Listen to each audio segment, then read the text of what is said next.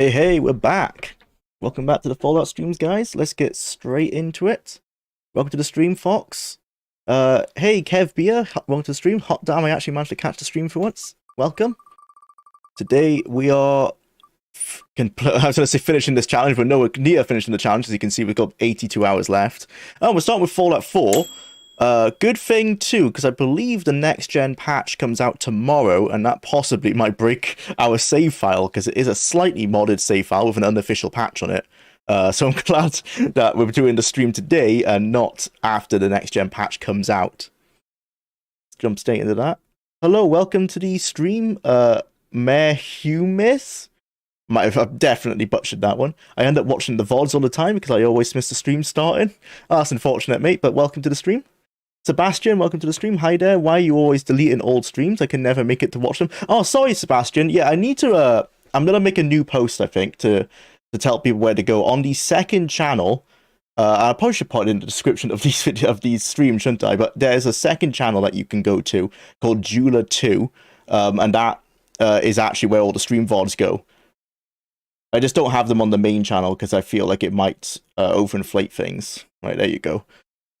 So as you can see, well, I can show you that. I have to start Fallout 4 through this mod manager because these are the mods I'm running. Probably can't see because it's quite small on here, but it's just the unofficial patch and it's like a minor UI mod. Let's boot that up. From what I understand, the next gen patch comes out tomorrow, or at least it was slated to come out tomorrow. Which means that, yeah, my save file will most likely break. Oh, my webcam doesn't seem to be working, so I'll try and fix that now as the game's booting up. Oh, and it crashed. That's that's classic Fallout 4.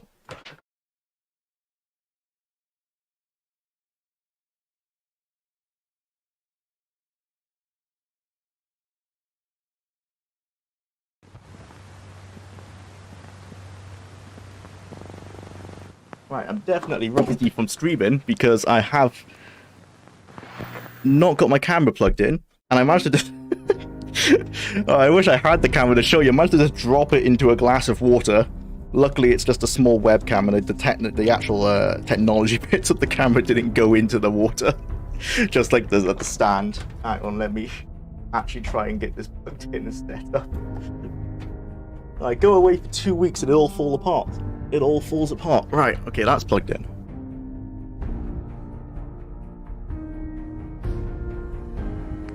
But the game working. Why is the game?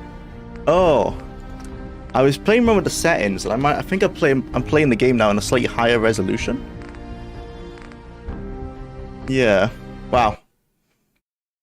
Completely unprepared for this stream. This is behind the scenes look. Extremely amateurish, which goes along with the Discord. My Discord server was burning down this morning, or it's been burning down the last 2 weeks. I got back from traveling 2 days ago. Or 22nd, yeah, the evening of the 22nd I got back. I went onto the Discord today just to see how it was, and it's been falling apart. It's always good to see. Okay, game.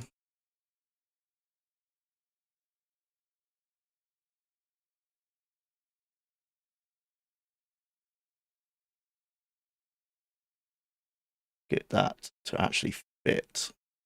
There you go. Yeah, so as I was saying, we might have to do this without the webcam, because I've plugged it in, and it doesn't seem to be detected at the moment.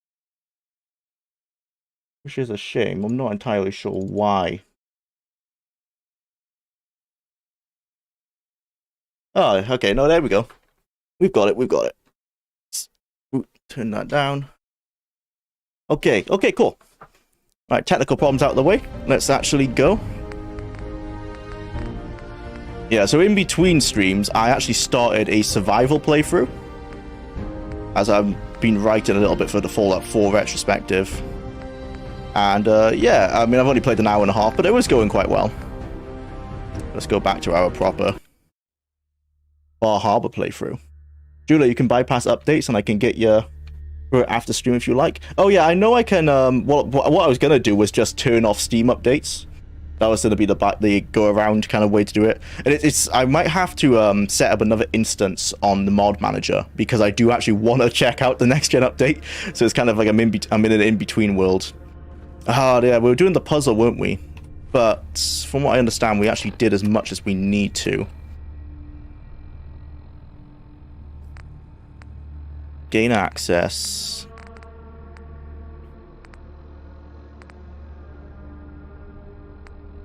No, have we not finished it? I wasn't sure how many of these puzzles we actually had to finish. Seeing as we only got one left, we might as well finish it off. Even if this is unnecessary. I haven't played Fallout at all. I like the Elder Scrolls. Should I play it? And which game should I start with? It depends what Elder Scrolls you like. If you like Skyrim, then you probably will like Fallout 4. I would say probably... It depends as well on how you are with game jankiness. For example, if you were fine with Morrowind, then jump in with something like Fallout New Vegas, or even just go for Fallout 1 and 2.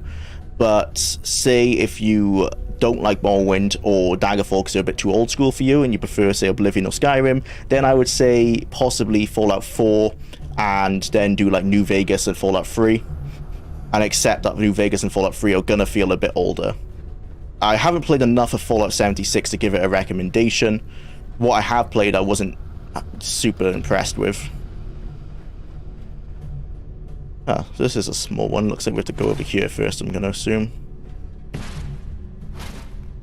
And what you're seeing on screen now is a bad representation of the Fallout games, to be honest. This is a one-off puzzle sequence that is nowhere else in the game series at all. It's pretty interesting for what it is. Kind of like a knockoff Portal type situation.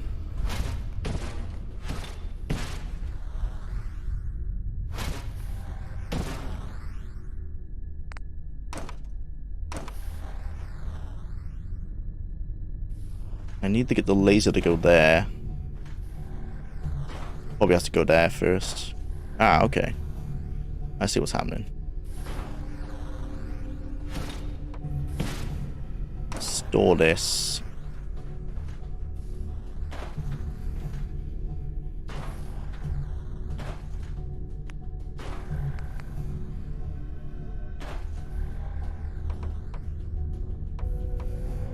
Ah. I think we need to put a block. Oh, are we at the height limit? What's going on here? This is what happens when you're trying to do a puzzle mode in a game that was not built for it. There you go. Put that block there. Put this on top of it. Oh. Come on.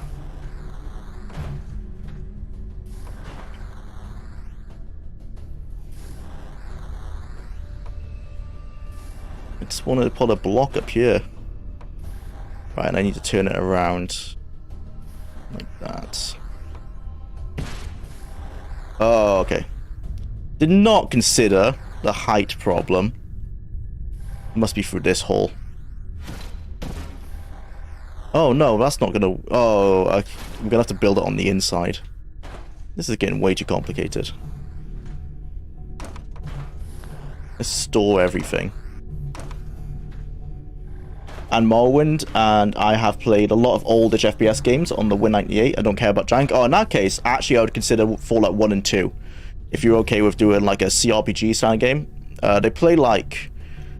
They don't play like any CRPG. If you played something like Baldur's Gate 1 and 2, I'd say it's most similar to that. And even then, it's just like a turn-based CRPG.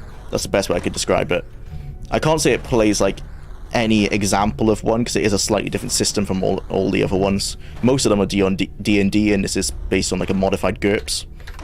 But yeah, I would actually, in that case, I would say play it in chronological order. Or if you do want to jump straight into FPS, maybe Fallout 3, Fallout New Vegas. New Vegas has the better story of the newest games. Seeing as you said you're okay with jank, yeah, go do it. You can do it chronological. The first game is really not that long either. It's about a 12-hour experience. The second game is a lot longer. Fallout 4, which is the most modern of the single-player games, is closer to an action game than actually an RPG. Right. there. That there.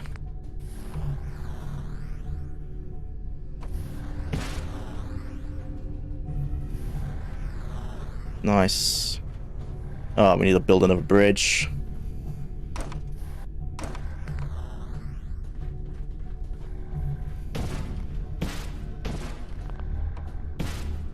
Just realized this is actually kind of like Minecraft.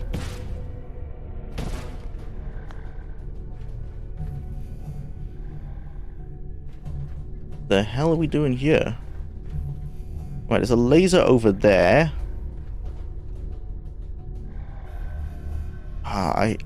Seeing as there's actually collectible blocks over there, do we have to go over there as well?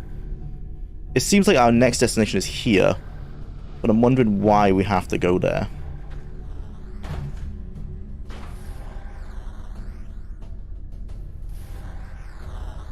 Actually, why can't we just shoot the laser here? Let's try that first. Oh, I broke the, No, don't want to exit simulation. I broke the connections. There you go. No, don't exit. I feel like I'm gonna accidentally hit exit simulation. The controls on PC for this game, I'm not a massive fan of. Not been selected very well. Right, so that can just connect straight through. Or is it one just too high?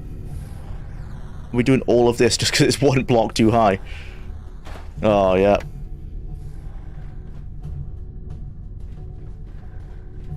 Trying to get a handle. Yeah, we need a laser to go from over. Oh. Why did we unlock this? Oh god, this is really Now I'm remembering, because a commenter did say last time that this last one was optional. I might consider quitting out. The only reason I'm concerned not to is because our Pip-Boy journal wasn't really updated on where we needed to go. But it might be worth for the sake of the timer not going, which is a classic. Let's adjust that down by 15 minutes. Right, there you go. And get it off the screen anyway. I might just decide not to do this one, because this is a long puzzle that I'm struggling to wrap my head around. Because I just realized there's a place here as well. Is it like a stereotypical coding thing or something? In terms of this puzzle. Well, I think about it out of the loop already on this conversation. I did a Fallout 1 run for a friend who wanted to see the early games. Yeah, you can do a run pretty fast, actually. Oh, hey, you're back. Yeah, I am Terranium. Welcome back. Just came back from traveling 2 days ago. I was going to start with New Vegas, but then I went back to Skyrim and forgot about it. New Vegas is honestly a good place to start. Sorry to hear that, but hope things get better for you, dude. Oh, could be a lot better. Sorry to hear that, Terranium. Yeah, I hope you can you do better in the future, man. 1-2 Tactics, New Vegas.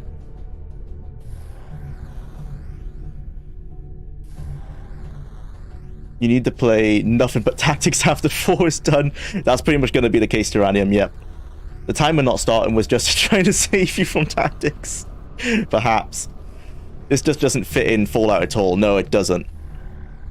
Right, I'm gonna... my only reason I don't want to exit out of the simulation now is that we do lose progress. I'm gonna trust that commenter from last time who said you only have to do 3 of the puzzles to progress the story. I just didn't see it clearly in the Pip-Boy. What next we have to do? It says retrieve. Oh, I guess it's just these parts. Are they already on our map? Oh, they are. Uncover secret model, uncover the location. Recover the wind farm kill switch. Okay. Yeah, let's just stop doing all this kind of stuff then. Is there a lore reason for the puzzle? Yeah, Terranium's right. There really isn't. It's just that Bethesda thought it would be cool. Because this is a DLC, it is just kind of them throwing whatever ideas they thought at the wall. It's a decent little puzzle. It just doesn't really fit in Fallout.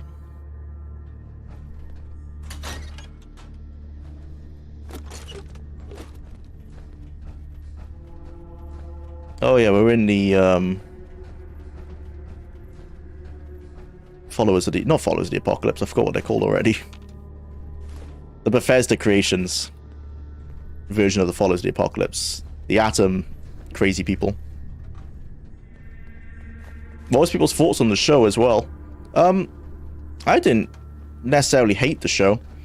The lore is yeah, you know, the lore has changed. It's Bethesda lore. I don't necessarily hate the NCR Fallen, other than they got the dates wrong. That was stupid on the fall of Shady Sands. But like the NCR falling apart was kind of how I saw it happening after New Vegas anyway. You hear so much, like so much of that game was about the corruption of the NCR and how it's essentially fallen apart now that it's no longer a democratic monarchy. Like it was technically a democracy for all that time, but it was essentially a monarchy because they always voted in Aradash and then his daughter Tandy. As soon as they were out of the picture, like we see with President Kimball, just not doing a good job, I feel like the NCR was inevitably going to fall apart. I'm not a big fan of the idea of Vault 31 being the ones who nuked Shady Sands, though. Because I don't... Where the hell did they get the nuke? That's a weird one. There's basically... I like the show, but the lore I don't like. That's my kind of view on it. I'm viewing it the same way I think Tim Kaine said in his review of the show, that there's a game Fallout and there's a show Fallout. And maybe that's the best way to look at it. Because I like the characters. I thought the world was pretty cool. It's definitely a continuation of the Fallout 4 kind of aesthetic, but it was still pretty... I liked what they were doing. But I think it is a situation where there's two distinct canons, even if Bethesda try and claim that, or do try and say this is the official canon. And stuff like Shady Sands is now in the Boneyard. Like, I don't understand why would you even do that?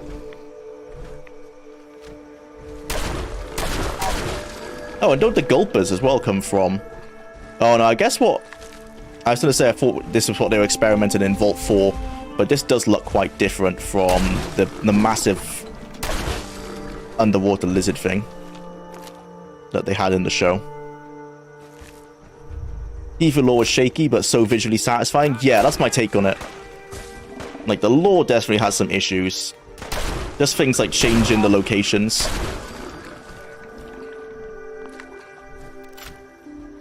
And, TK Mantis did point out as well that the Shady Sands sign in Fallout 2 actually says it's actually called NCR. Like the town is renamed, or the city is renamed to NCR in Fallout 2. So perhaps it was renamed back to Shady Sands after it lost its status as a capital city.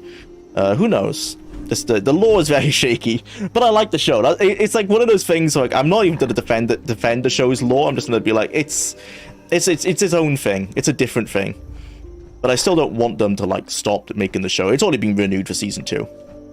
And there's so many, like, cool elements. Like, the ghoul is especially good. I like the theory that all three characters are kind of different playthroughs. Lucy is pretty much how I would play my first time ever playing any Fallout. I always go for that kind of naive, good person role. Then you have Maximus, who's a bit more of like being selfish and just doing what he needs to do to achieve his goals. And then the Ghoul is your like murder hobo run, which is like the Ghoul is kind of just how I played New Vegas for this series. We were just running through, killing who we needed to kill just to get through the game as fast as possible. I like that theory. And stuff like the lore of the Brotherhood. I've seen a theory that the Brotherhood is somehow a combination of the Midwest Brotherhood and the Legion, which is interesting. And I think that theory basically comes from the Brotherhood is now way more fascist, at least aesthetically, than it was before, and everyone has those Roman names. So that's an interesting theory. I don't know if they'll ever go deeper. That's probably just because they've really lent into they really lent into the whole Crusader Knight aesthetic of the Brotherhood, and I think that's really just where the choice of names came from.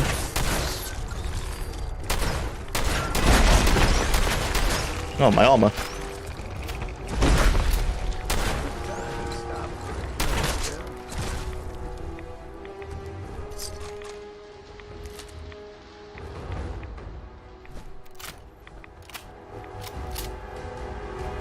I saw it as a really fun watch, but definitely not the Fallout 5 they claimed. Yeah, definitely not Fallout 5. If that was actually Fallout 5, like if they've set Fallout 5 on the West Coast and that's what they did, people would be so up in arms. I think more so than they are with a show, just because you can kind of disconnect a show from the games.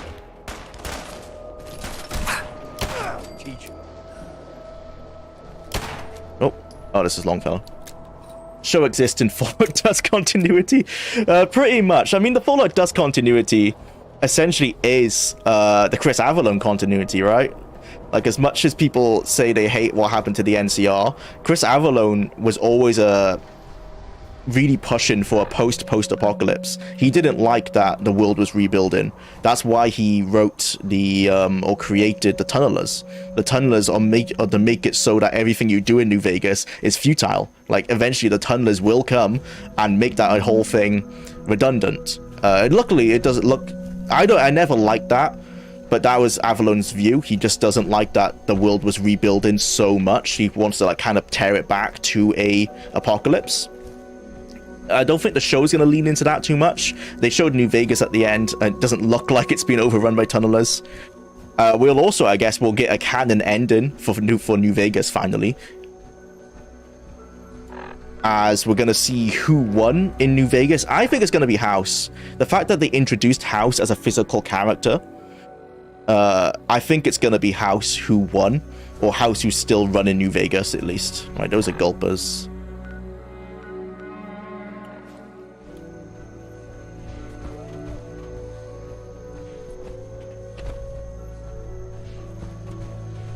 Hello from Ukraine. Thanks for the videos you make. I have watched the Daggerfall video several times. Thank you for your support. I really appreciate it. Also, I started Daggerfall a couple of weeks ago. What's like a good way to get like dungeons and quests? Find a faction that you want to join is what I'd recommend. So depending on your build, say you want to join the Fighters Guild, just find one in the local town or city in whatever province you want to start from. You can start from Daggerfall province. That's always a good bet. And just go from there. You can join the guild. Every guild will accept you regardless of your stats, but be aware that your build will dictate how far you can progress within that guild. So, for example, if you're playing a knight type class and you haven't got any skills that are based around magic, you can join the Mages Guild.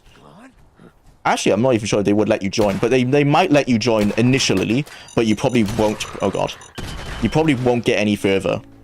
That's the only problem, is that you won't be able to get promoted because it'll be based on your skill levels in those skills. And if you haven't got them tagged, then it's likely they will level up extremely slowly. And I mean, you might not even be using those skills, so they'll never level up. I'm not having a good time right now. My armor's not good. Everything's falling apart. I'm gonna have to go get my armor repaired. Let's heal up a little bit.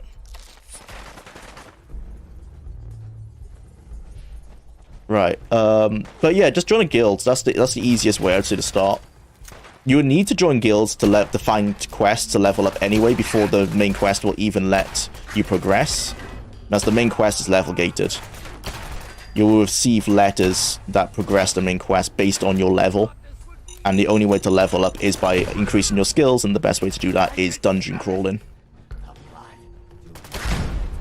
You can also, if you don't want to join a guild, even though that is the most lucrative way, you can just enter a tavern. Just talk to the people in there. One of them will eventually have a quest that will likely take you to a dungeon.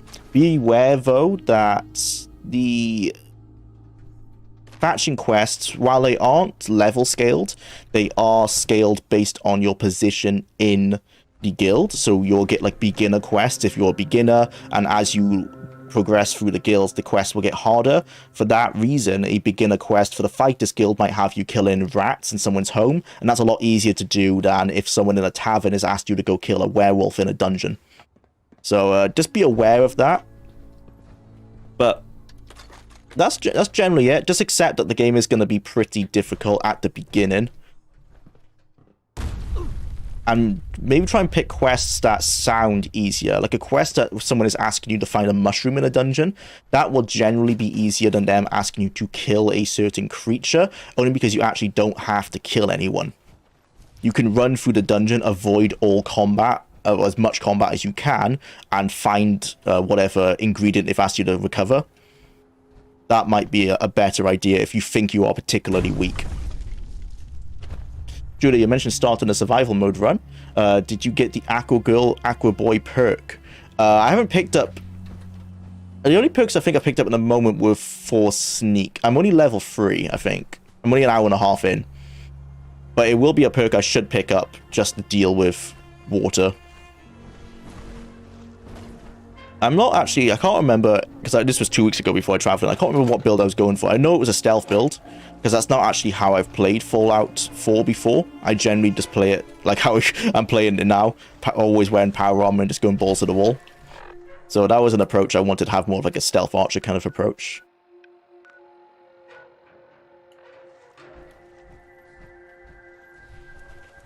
But also, it's something that I'll probably look into getting.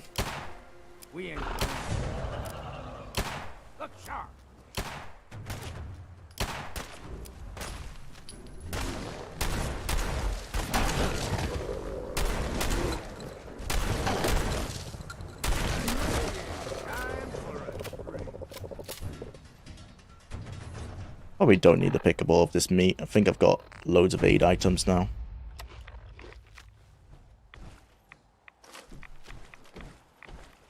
It's pretty easy so far in my opinion, but I might just be doing a really easy build. Yeah, that's the thing with Daggerfall. Your build can really just... Your build is the difficulty of the game. So yeah, it's possible that you've just got a very good beginner's build.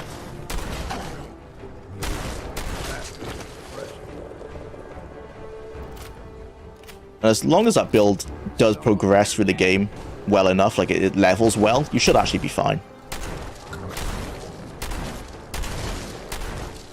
The only difficulty in that case would be if you're progressing the main story and like the final missions of the main story where you have multiple Drumora throwing magic at you.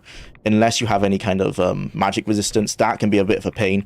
But even then, those missions, you can kind of just like sprint through them and you'll be good.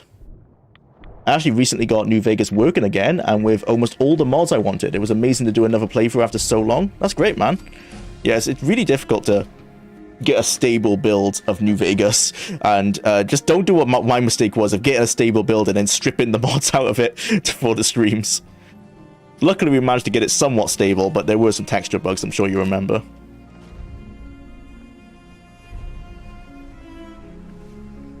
I always keep it quite light on mods as well for that reason, because it can be quite tiresome to get a working build going. Yeah, I want to actually go back to town and see if I can repair my armor a bit. Where is the beginning town? Yeah. I am doing the unofficial Elder Scrolls beginner guide build. Yeah, that's a really good one. Yeah, because of that, you're going to actually have a pretty easy time. I think that's the best way to introduce you to the world. I would even recommend, unless you want to, I would say maybe it's not even worth finishing the main story with that build, because it is so easy. Like, maybe get to a point where you're level 10, level 15, and you feel pretty confident in your, like, actually playing the game, and then actually try and create your own build. That would be more challenging, at least. But if you are interested in finishing the main story, maybe it would be easier to do it on an easier build. Right. Which one of these buildings does have a suit repair station in it somewhere? Visit the bait shop. I don't have time. Hello. I'm scraping by. I thought it was this one. Can't see it. Is that a Pip-Boy? Heard about those. Can you even see my Pip-Boy? No, you can't. That's here.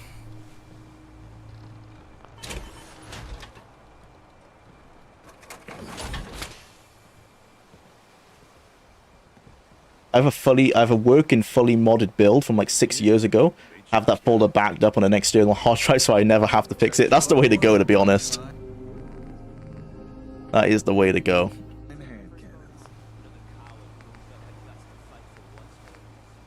Right, repair.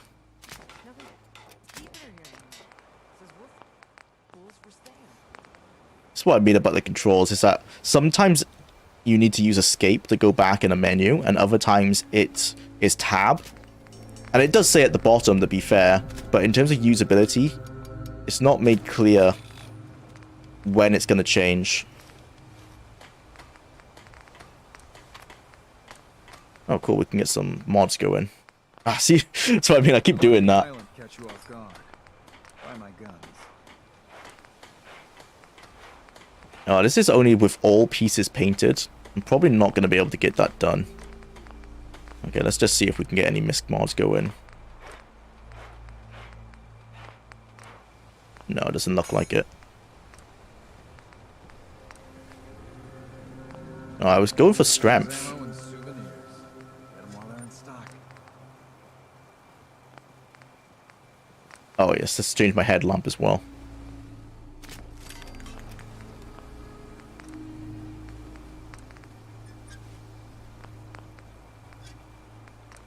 Yeah, it's probably not worth trying to get military paint on all of them.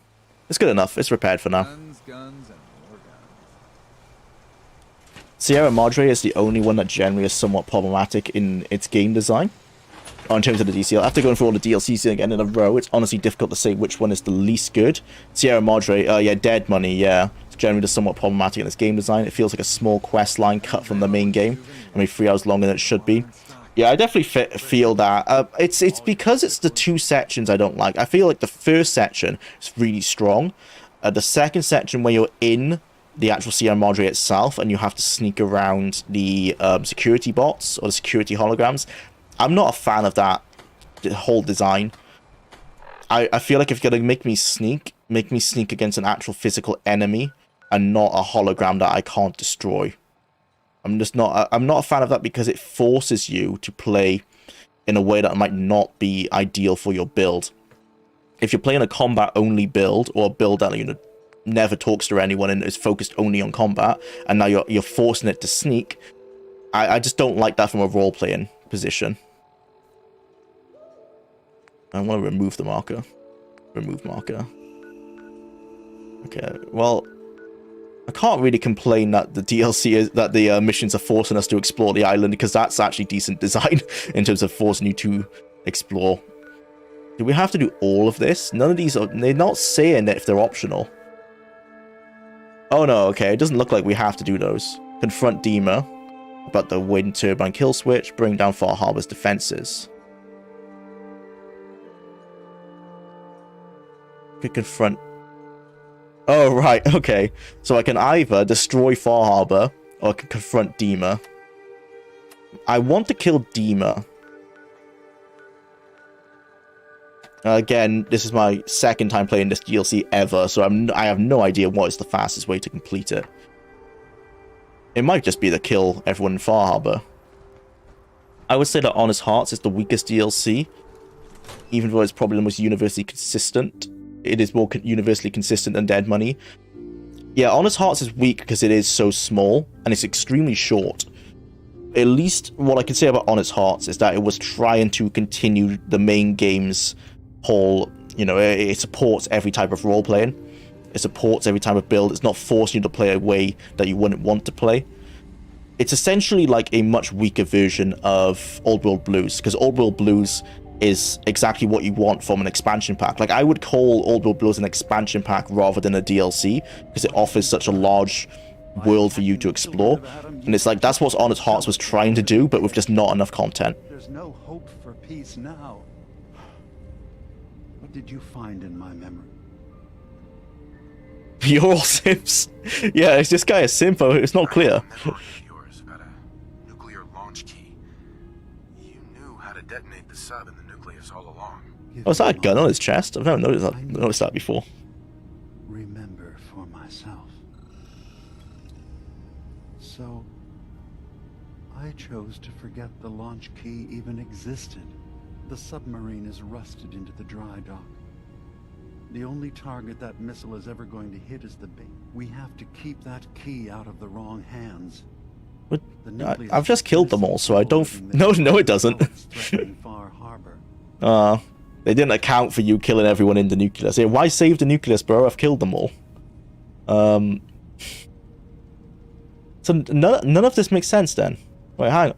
The nucleus is what I just killed everyone, right? Yeah. Well, shit. And there's people saying that Will Shen's writing was much better.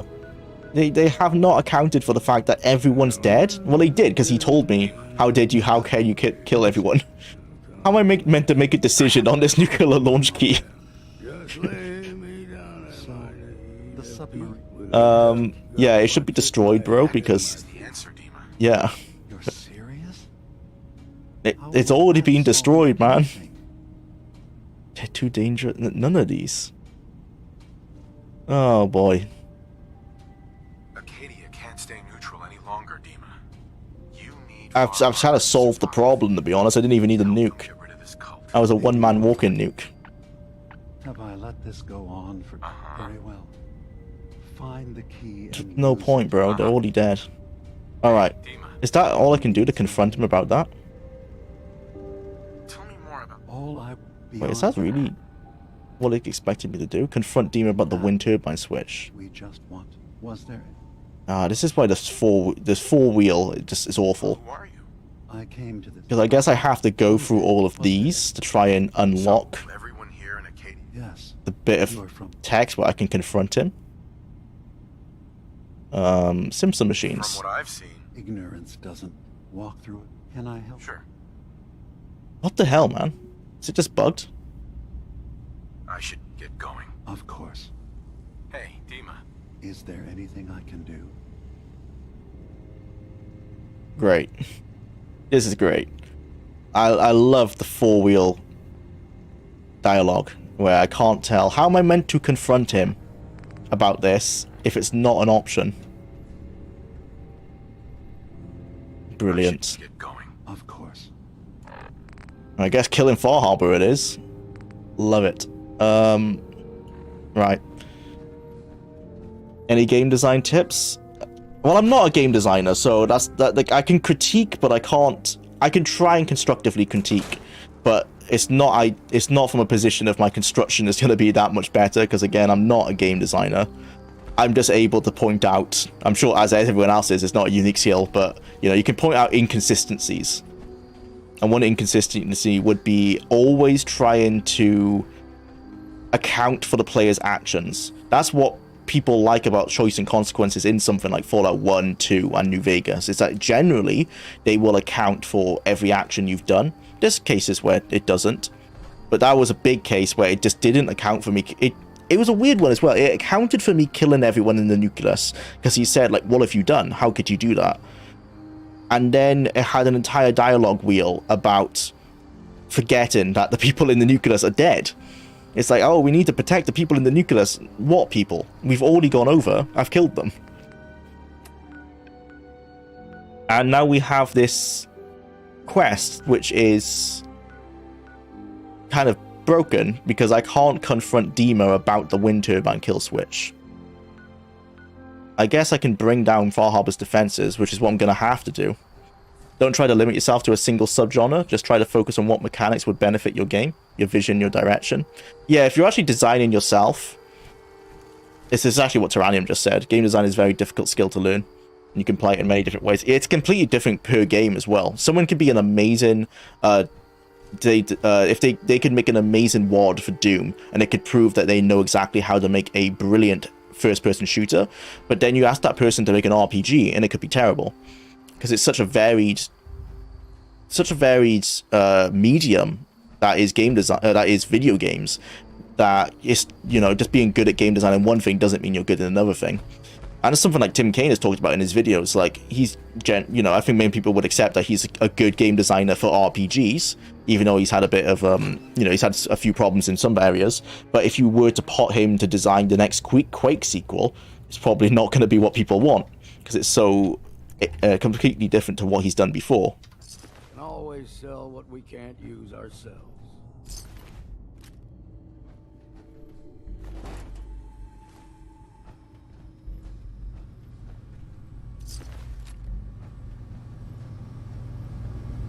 I think this might be the most evil choice we can have. Oh, it's forcing us to go through the dungeon. That manages the town's power. Better you not touch anything. Sorry, Longfellow. Requires 4 industrial... Oh, you're kidding me. Oh, at least... Okay, at least they're in this building. I hope. It's not gonna force me to go look for those somewhere else, is it? No, they're in here. Cool. Perimeter movement detected. Possible stealth unit in the AO.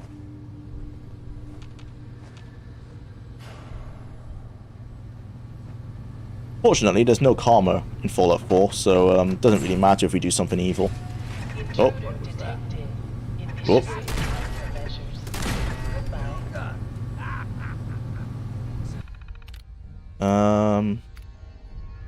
Turn it off. This doesn't be law, I think, isn't it? Oh, can't do anything anyway.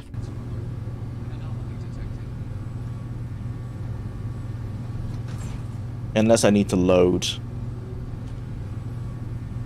No, the game's asking me to go this way. Hello.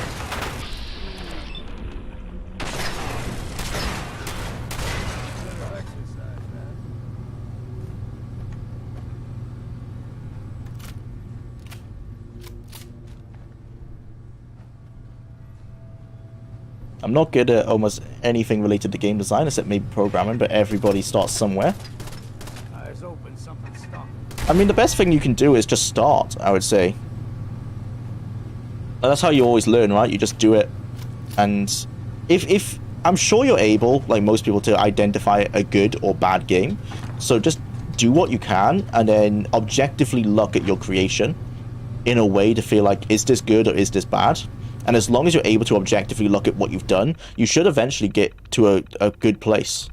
If you can look at what you've done and be like, oh no, this is actually bad, and then do it again, but like better, and you keep bettering yourself over and over, you should end up in a good spot.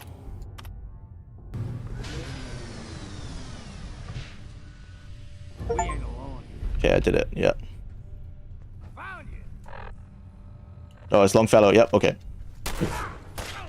Sorry, bro. With a bottle. You are now enemies with the citizens of Far Harbor. I will accept, though, it's cool that Far Harbor does have a neutered version of the faction reputation mechanics, in that I actually am now an enemy of one of the factions. Hey yo, hey Omega, welcome to the stream.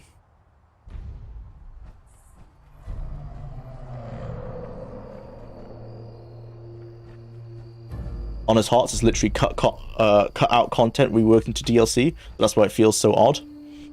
Yeah, that would. I mean, I would explain it because it does feel like that. It feels like not even that much cut content either, unfortunately.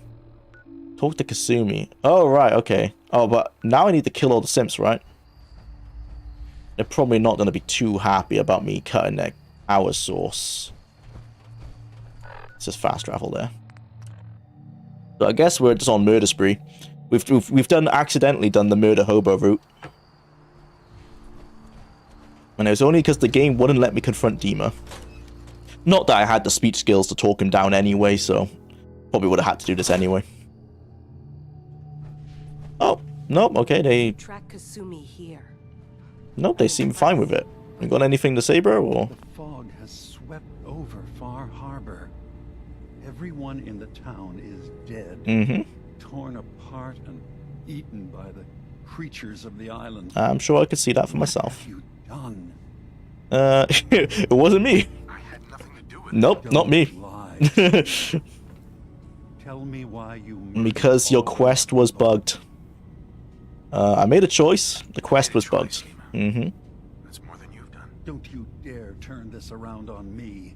I am not the one who's committed mass murder. I am done talking to you. I have to prepare Acadia. I hope, for your sake. Sure. Just want to test something. Ah, Bethesda. Why? Why do I have to jump through hoops just so I can kill one of your characters? Yeah, I recently also started working on a hobby game development. It's a lot of fun, but also a lot of smashing your face on brick walls. Yeah, I can say my programming knowledge goes as far as HTML and CSS, which I needed for design. I don't want to go any further, I'm gonna be honest. I've done some like Jira and some minor stuff, but yeah.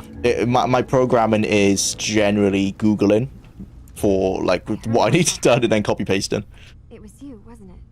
Too hard. You found something in Dima's memories to turn off the fog condensers.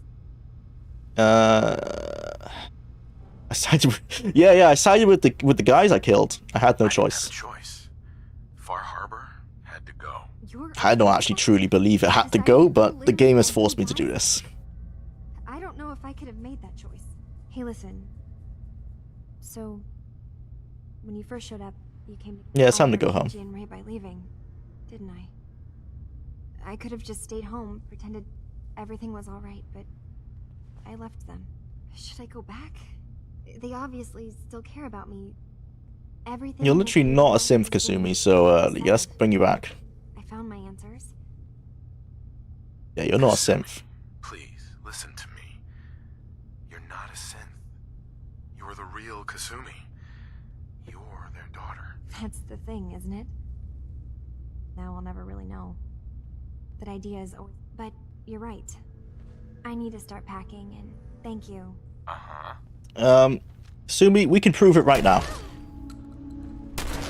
Oh, never mind, we can't. This game.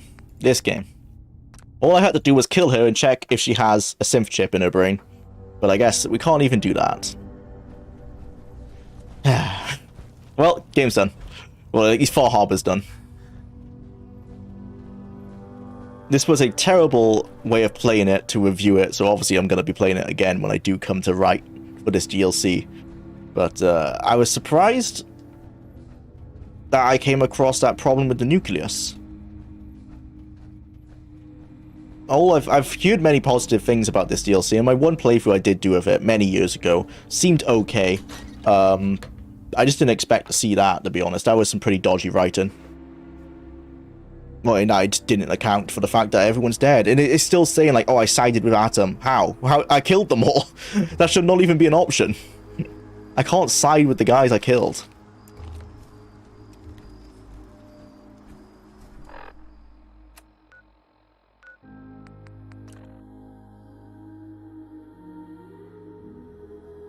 Programmers got a lot easier now with AI tools. Yeah, that's true. But it's still worth learning how the code works, as in the AI makes a lot of mistakes and has limitations.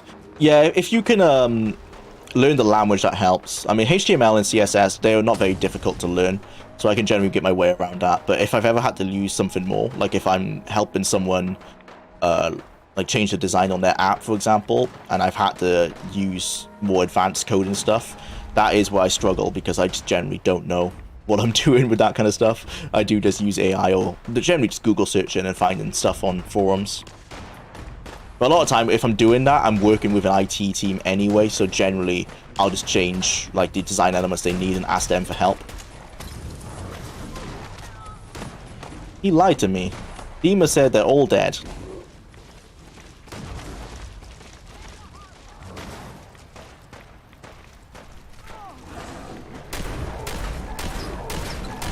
I should not have done this. I should have waited for them to all die. Yeah, well, this guy seems bugged on his scripting. Oh.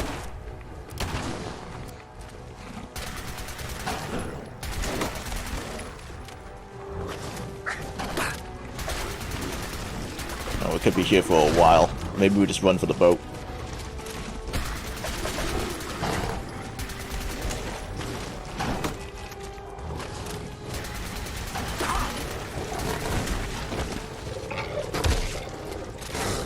If you've ever played the games before, I like as well how in that Knight Titus scene when he ran away from the Yaograi, really put into perspective how much of a coward he was. Because it's like, bro, you're in power armor. I literally just fought these guys they were in my face and I'm fine. And I actually, it wasn't made clear, but I'm pretty sure he killed himself as well. When he ran and he slipped and he hit that rock, it's exactly what happened to Ted in Breaking Bad when he broke his neck. So like when Maximus took his helmet off and he was bleeding, I'm pretty sure that was self-induced.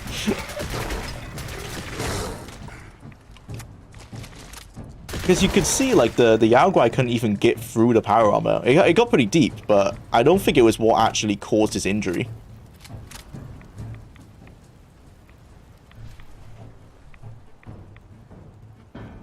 I have about 3 paragraphs left from the second draft of the script for my D&D documentary. This project is long overdue as it is. I'm still looking back. Yeah, I'm really interested about that, actually. Is that where you're going to be talking about Baldur's Gate 3? Because that's, yeah, I'm very interested to see your take on it.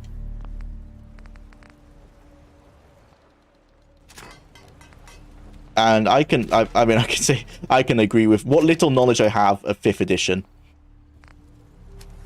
I can see why you might not like it. This is coming from someone who's essentially purely played video game adaptations of them and has very little experience with the actual tabletop aspect.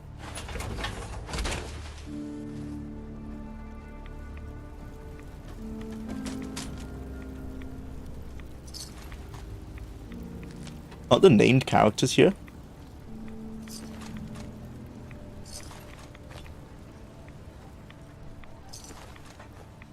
Or are they just all generic harbor man, harbor woman?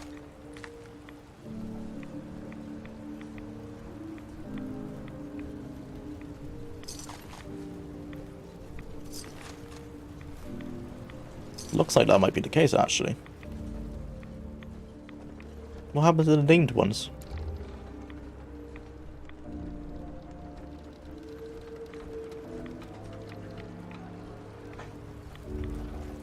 I've only just noticed as well, but the soundtrack for Far Harbor is much closer to the New Vegas soundtrack than the general Fallout 4 soundtrack.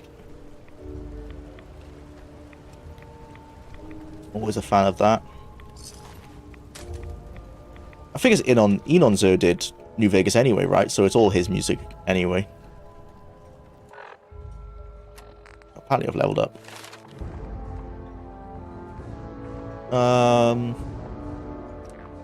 Yeah, better caps or better deals. I'll be down with that. Ammo's so expensive that we need all the help we can get with that. Wait, I thought we repaired this leg.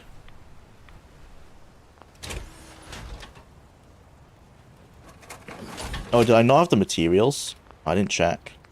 It said right leg, right? This one. I lacked a oh, it's only 3 steel.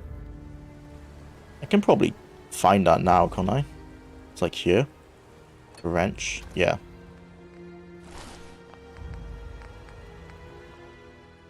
Cool. Oh, did I repair the wrong bit? No, right leg. Okay, I did. I'm fine. Alright, let's get out of here. And we're off to Nuka World now, which is the reason I'm doing so much stuff in power armor. Just because the game does get more difficult. And I'm going to need all the help I can get.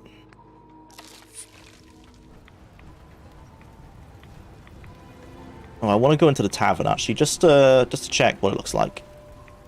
I've never devastated Far Harbor before. BG3 would be such a massive project. Oh, fuck. Sorry, I'll get back to your comment now. BG3 would be such a massive project, I would need to be paid for it. That's fair, yeah. Seriously, I have bullet point notes of it, and it's 5 entire pages. A single point can be made into a full page of text. That's generally, yeah, that's generally the case with any kind of analysis. Oh, the name characters are here. Cool. Yeah, that's generally very much the case. Certainly when you're passionate about it as well, which I can tell you really are. That's totally understandable.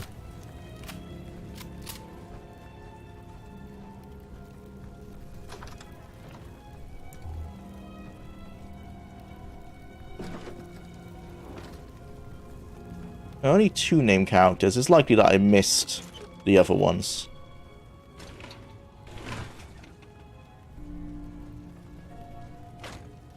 How much time we got left? We got 30 minutes to start Nuka World. Let's do it. If I can get out of here. Mitch and Debbie. I can't remember who greeted us to the island. It might have been Debbie.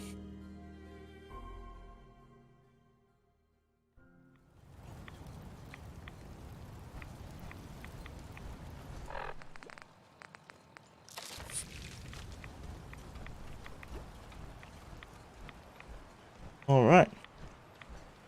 I think we did accidentally fall into the fastest way of completing that DLC. Generally, Murder Hobo is the fastest way to finish these games. I wasn't going for it. I did want to confront Dima. But, yeah, it happens.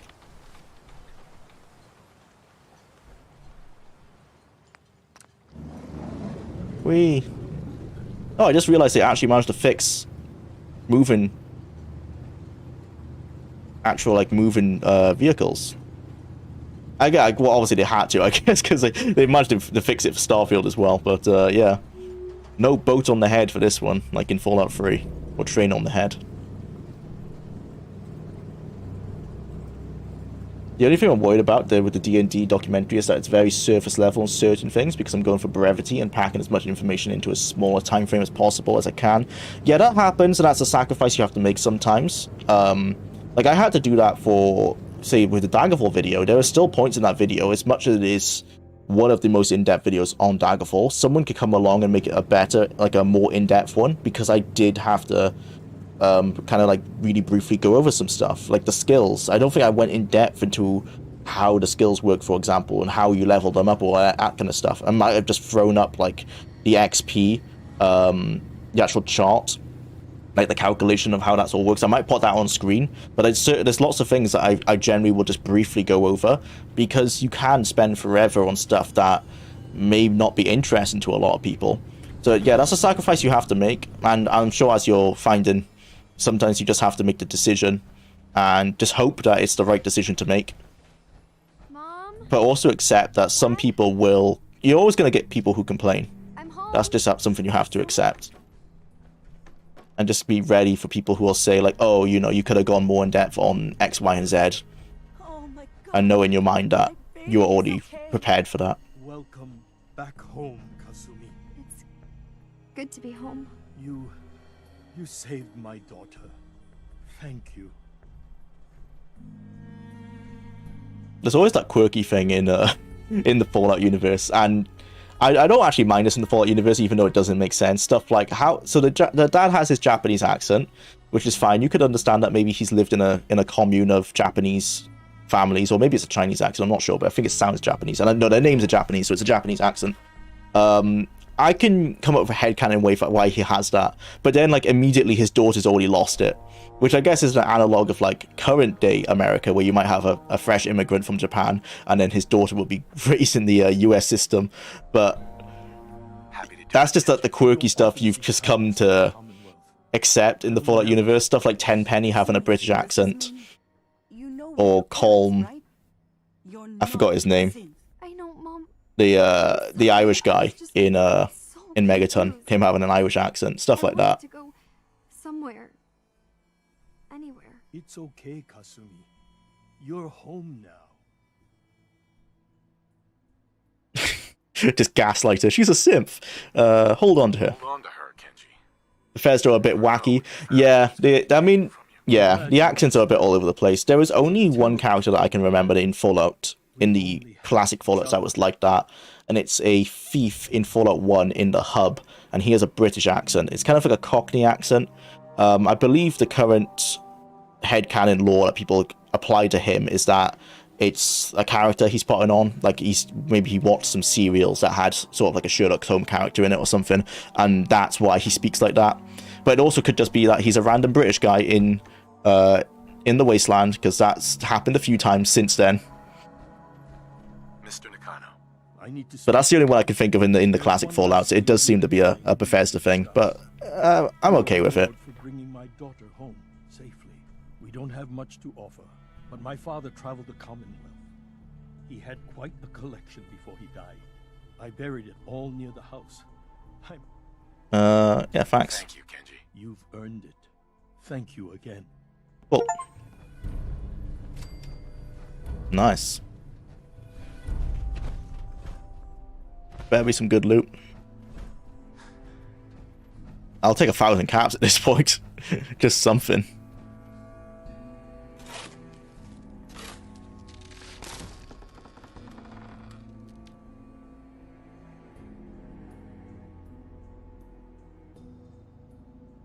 It's a random... Is it a randomly generated missile launcher? I'll take it. Oh, a bunch of ammo. That's nice. I think this is all randomly generated. I mean, it's cool. Probably just gonna sell it. Alright. Beggars can't be choosers. I've only got 2,000 caps. Damn. Right. Straight down to Diamond City. Get as much ammo as we can, and then into Nuka World.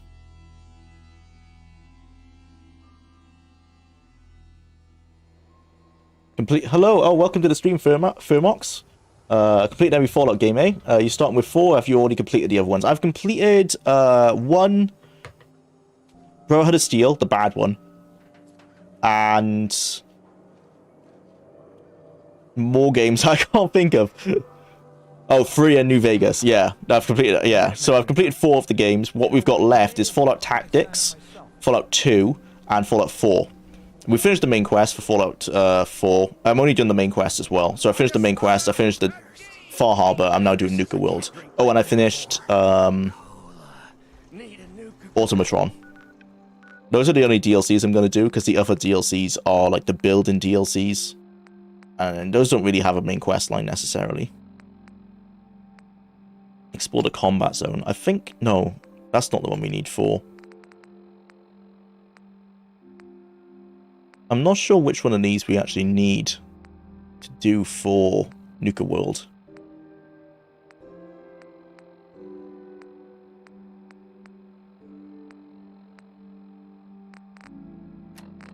I know that it's over here somewhere. Like the tram line is over here somewhere. It's either along this road or that road. Let's try this road first. Got some great stuff, if you're interested.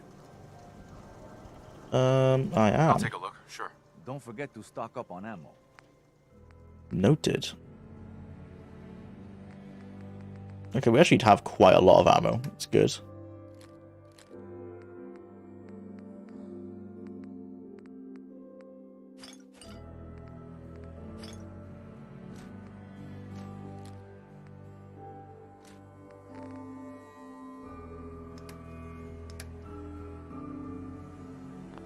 Oh, tab.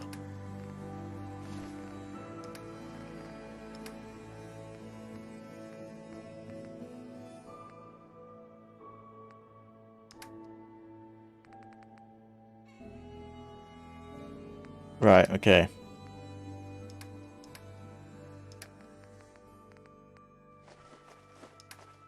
In terms of ammo then, we need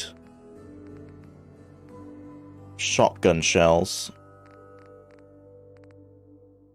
All you can give. A sniper ammo's probably okay.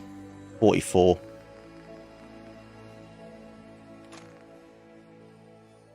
Got a ton of energy cells. 45. Oh, is that it?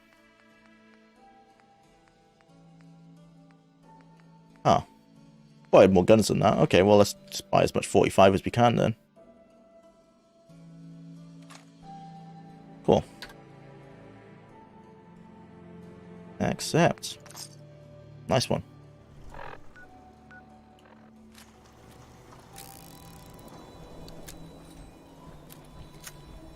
I never noticed as well until the show, but your hands are actually robotic.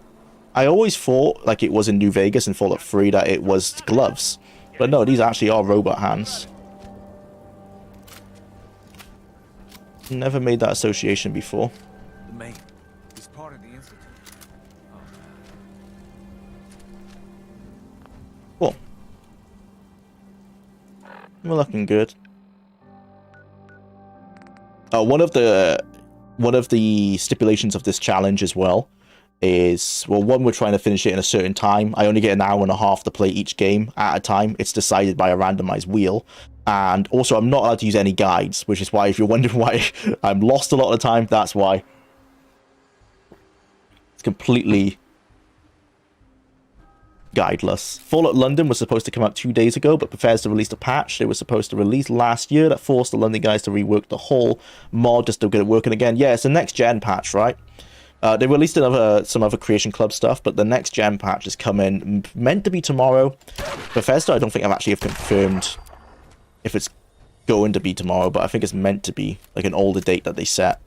So we'll see. But yeah, that's why Fallout London has delayed itself, because the next-gen patch guarantee will break everyone's mods.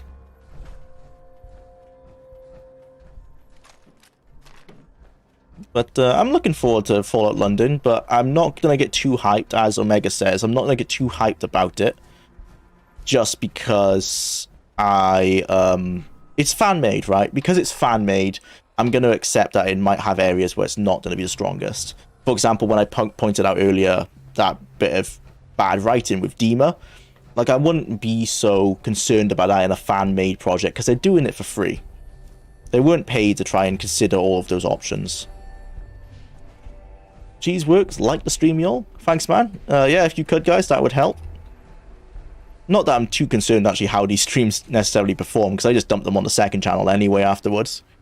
But it will be eventually leading to a stream highlight video, as well as the actual retrospectives on all of these games. Okay, I'm seeing the church on my compass, but not the tram.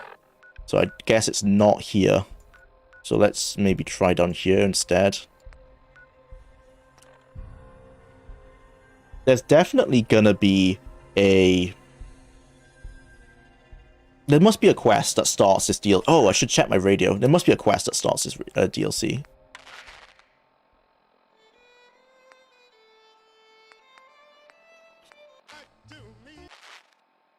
Well, it doesn't look like there is one, unless it's one of these.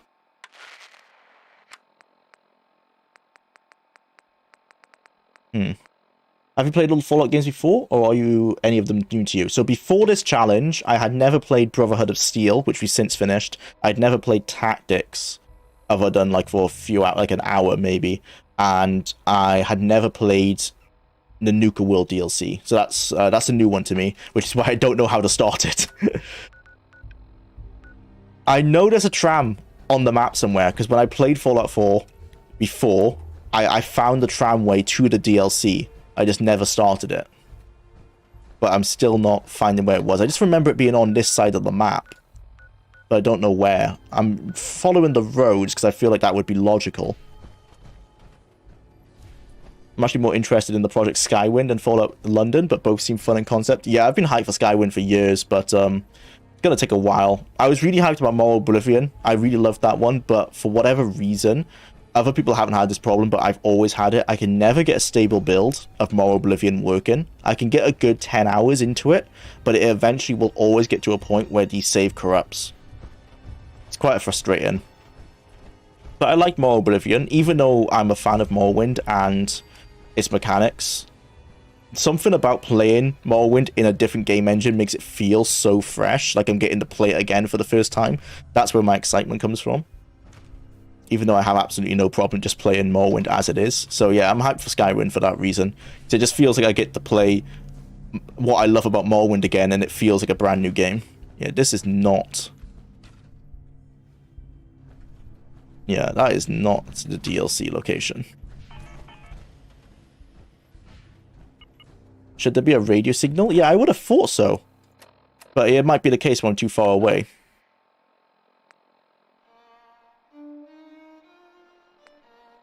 Is it this one, Radio Freedom? No, that's the Minutemen, right?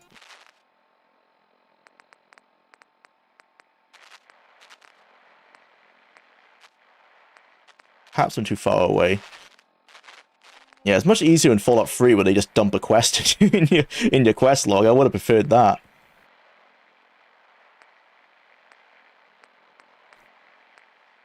Ah.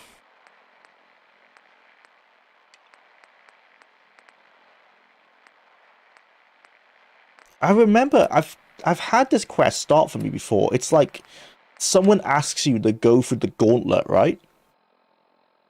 It's something like that. Yeah, it's a theme park. Yeah, there's like someone says like, oh, test yourself in the gauntlet. And you go and you do the gauntlet, and that's how you enter Nuka World. I'm pretty sure, because I've gone there before, and I went through the building. I think a pop up said like, oh, you're about to start the DLC. Do you want to do that? And I turned away, and that was years ago, probably when the DLC came out, and I have no idea since then.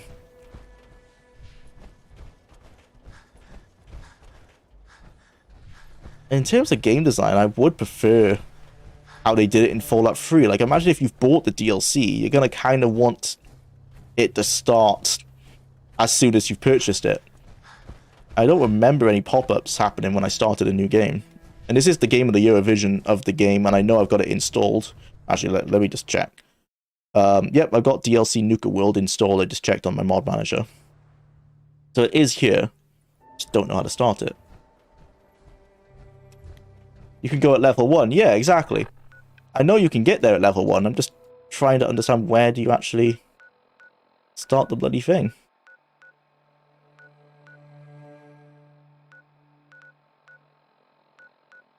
Now, I might actually have to use a guide. This is against my own self-imposed rules. Yeah, if you can go at level 1, let's go back to Sanctuary and let's see if there's a radio signal. Go to Sunshine. The radio signal only appears at level 30. Oh, damn it, I'm so close. Oh, wow. Okay, okay. So I just need to know where the location is. Right.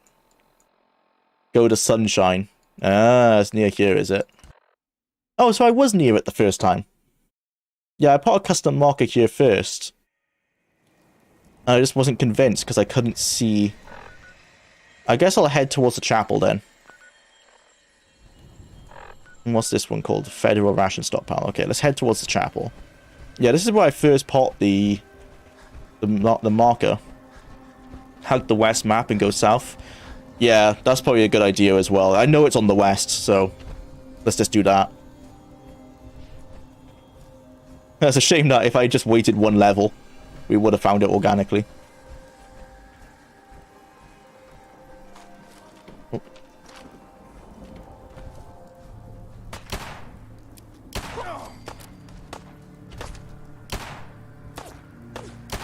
Oh.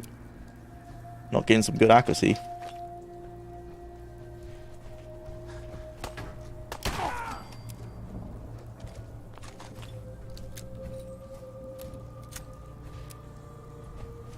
So you finished Fallout 76? No, I'm not counting Fallout 76 for this challenge, only because it's still growing. I guess the main quest has ended, right? It's where you can nuke the Commonwealth.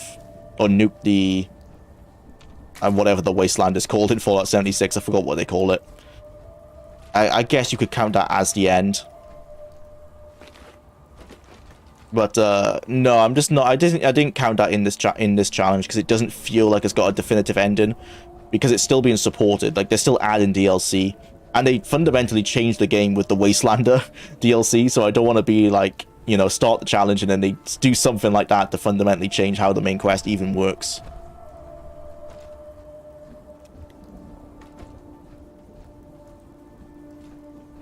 And it's also because the challenge is to finish them all within 180 hours. And Fallout 76, I feel like, would take longer than the time I have allotted for all the games.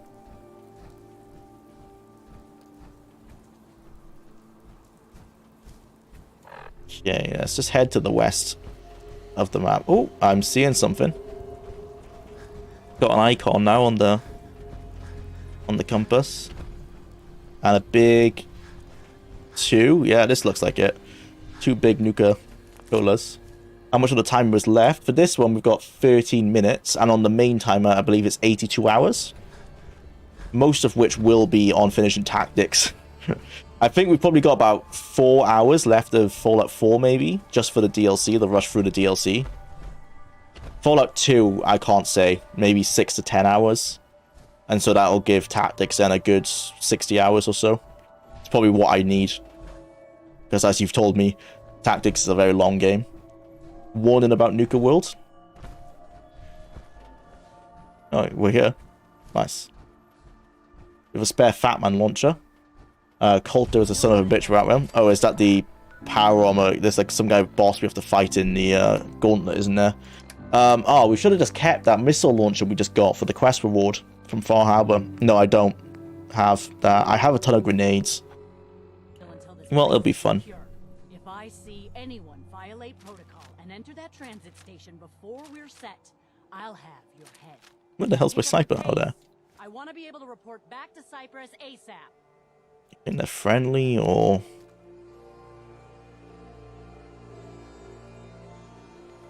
Let's assume they're friendly.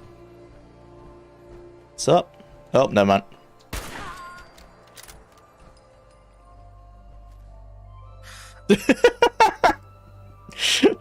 Oh, man. Oh, Fallout 4.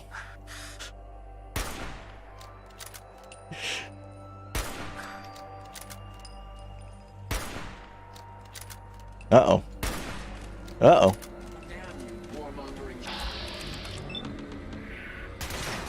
Oh, I did not build for AP whatsoever.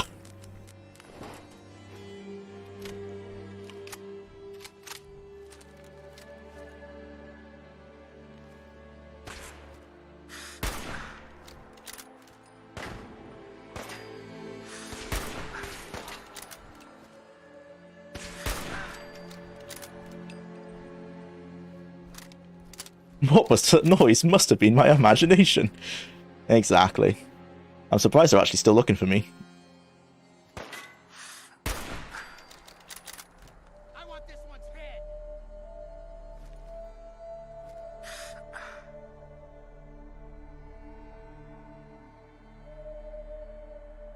Stop moving. Is his legs even moving? He looked like he just glided across that. Alright, where's the last one? I think the last one's the boss lady. You're dead. You hear me? Yeah, she is.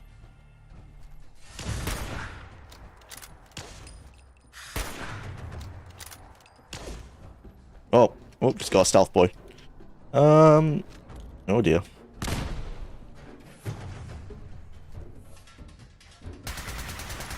Hey, stealth boys. Where's my shotgun? There you go. Scoped plasma rifle. Interesting.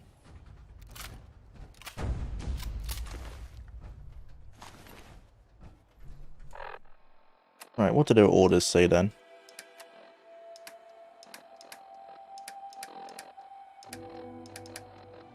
Forgot where all that stuff is stored. There must be in your inventory. Misk Kalor's orders. Yeah. Oh, it's literally just what she told everyone. Okay, never mind. I guess that's if you cut off her dialogue. Alright. In we go. Do we want to loot this place? Not necessarily. Let's go for it. Do you have a favorite Fallout game? Yes, it is stereotypically... Actually, no. No, never mind. It's Fallout 1. I was going to say Fallout New Vegas, but it's Fallout 1 just before how concise it is. How just... It's so well constructed in such a... such a tight package. I like that you can complete it so fast. They're gonna die. Even though it's like... Even if you complete every quest in the game, it takes like 20 hours, so it's quite a small game in that regard. I like that it all feels so well crafted. That doesn't mean it's perfect in every regard. Of course, there's problems with the game. I know it.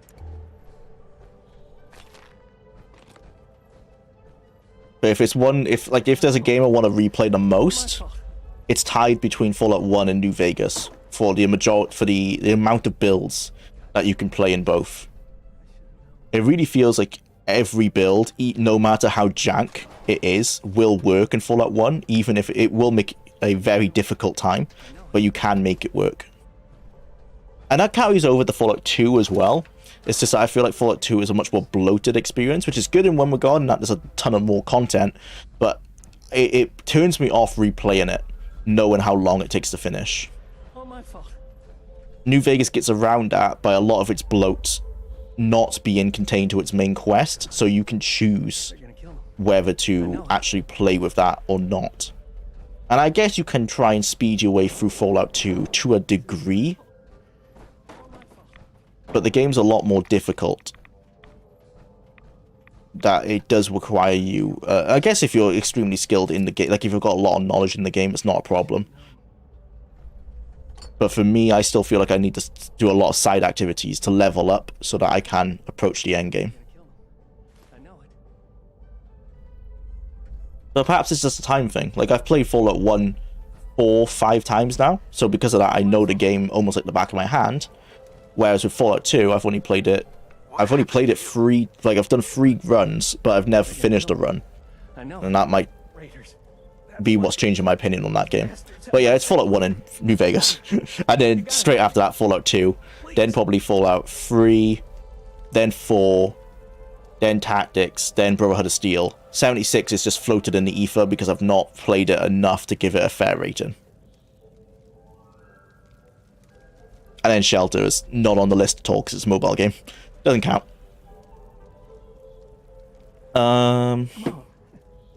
Say something. I don't even know why I'm talking to you. Well, that wasn't very nice. Killing an innocent man. Oh, come on. You're one ruthless son of a bitch, aren't you? Sure am. Let me on the train. Tell you what, you use that pass. Oh, right, okay. Out on Moon Hard to unlock the control terminal in there and power up the Nuka Express. Let's go. Activate.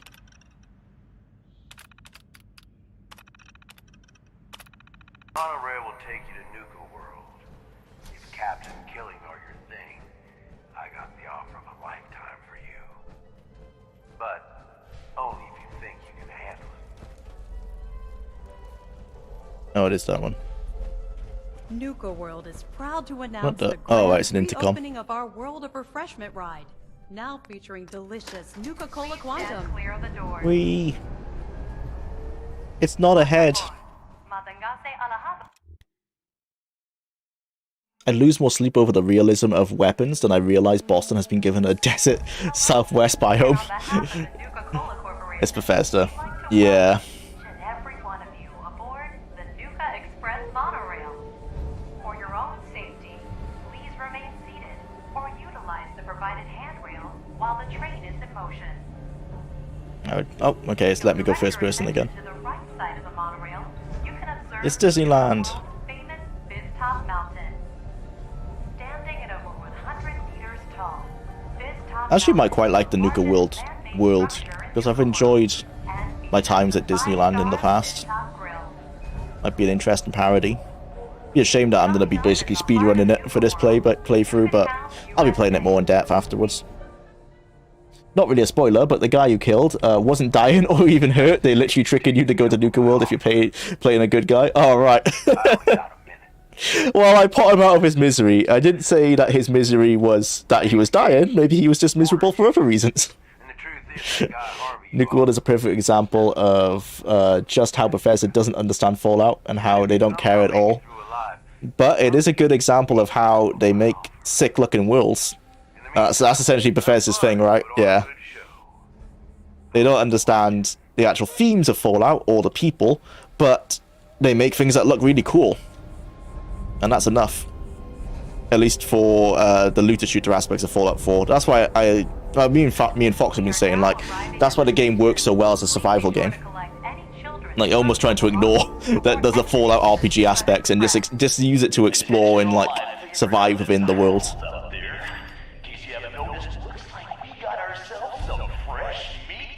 Alright. And he's off. Let's hope our latest prey can draw a little inspiration from our previous victims. Oh, this is where I'm gonna be not have a good time because I'm already terrible for looking for traps. Did I just walk through one just as I said that? I think I literally did. Stop shooting me.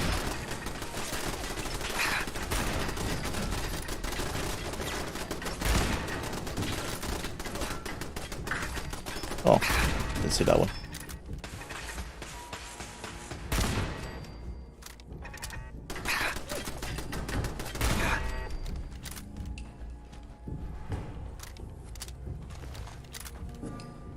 Yeah, my problem is I just like immediately go towards any bit of loot that I see and don't check the floor for like any pressure pads or anything, so I need to play this a bit slower than I would normally.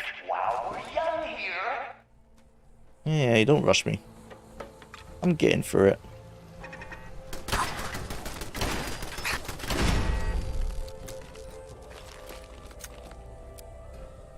Alright. No tripwires. There is a tripwire.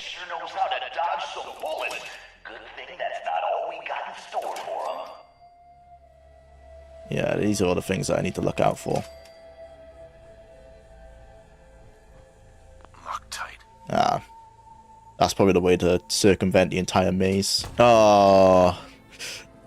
And luckily it didn't do anything too bad.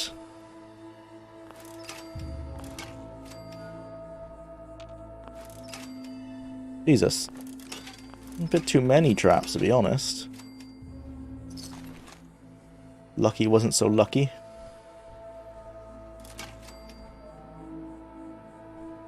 Oh. That master lock didn't cut out too much.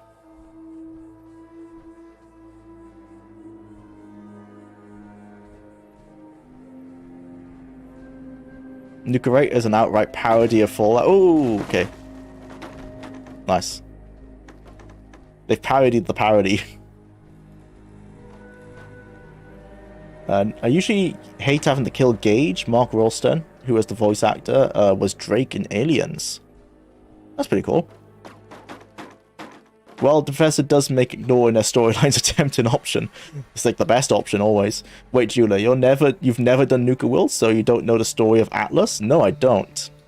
I don't know. I know the Nuka Will president is like a jar in a head, is a head in a jar because of spoilers online, but oh, damn it.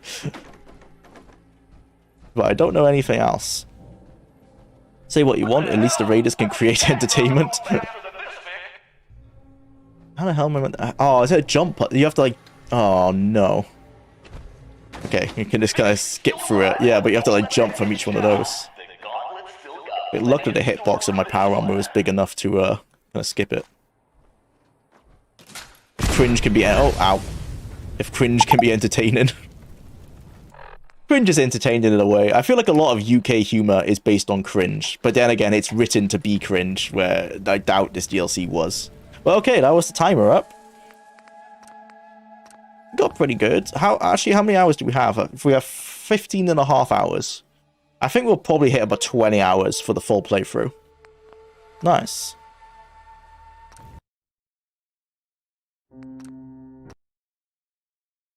Time for tactics. It might be. It might be indeed. Picking game. Hide. Alright, we got Fallout 2 or Fallout Tactics. What are we gonna get?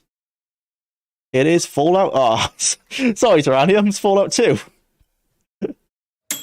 Well, I don't make the choices, unfortunately. Right, Fallout 2... I can't even remember what we were doing.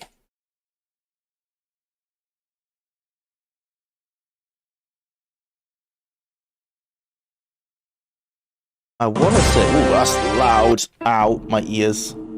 Switch the screen.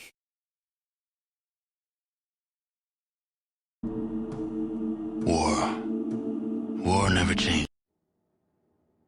Turn that... Oh no, once the game's loaded now, should be fine. Okay, this broken... Ah, right, yes. Okay, we're gonna go fix the mine, because we want to get Marcus as a companion, I remember. Right, I just need to switch out so I can get this timer started. There you go, hour and a half. Goes down Fallout 4. Serious contenders for the best Fallout, all number 2. It definitely is. I currently still prefer 1, but I've not given Fallout 2 a fair shake. Well, I've not played it as much as Fallout 1.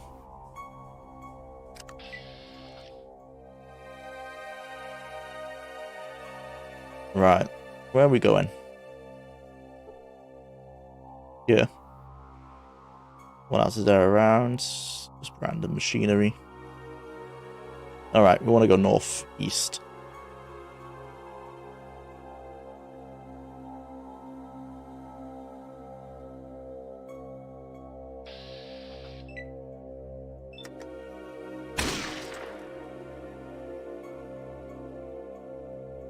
Don't even want to waste the ammo on these guys, to be honest.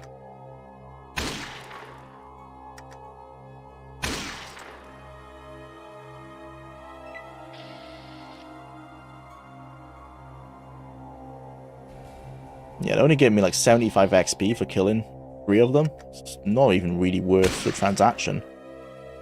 Should I just run past them, actually? How much ammo do I have? I've got quite a bit. No, that's okay.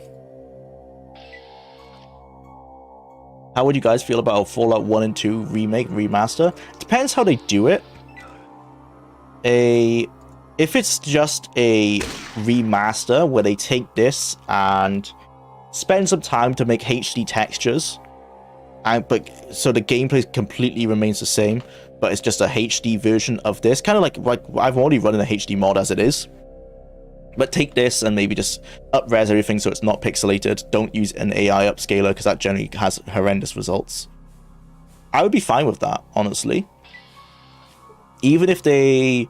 a console port, I think, would be nice for console players as well. I don't know how you'd get this to work in for consoles. But there's probably ways they could get around it. Worst case scenario, you just have a system where you move the...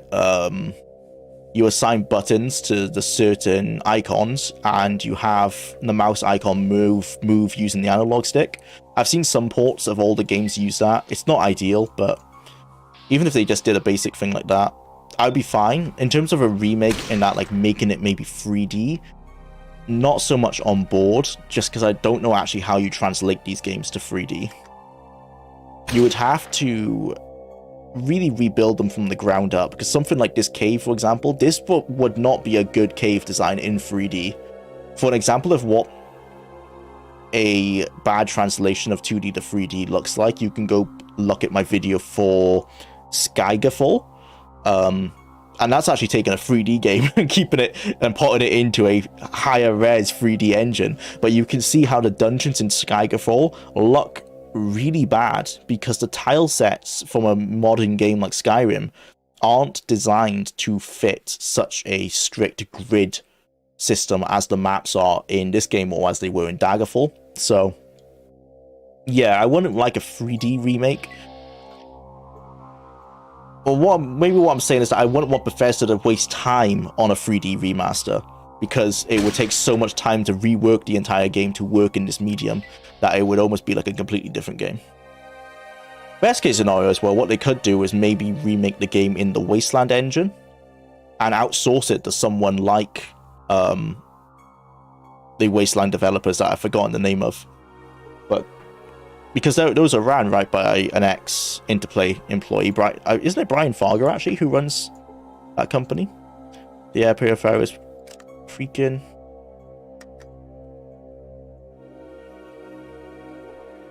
Cannot repair that. I need to put this in it.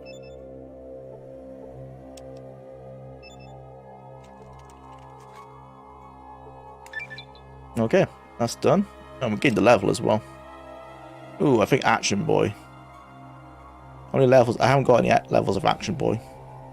It's either Action Boy or Sniper. No, it only depends if Sniper is available yet, which it isn't. So I think straight for Action Boy. Either that or better criticals. No, Action Boy. Cool. Nicely done.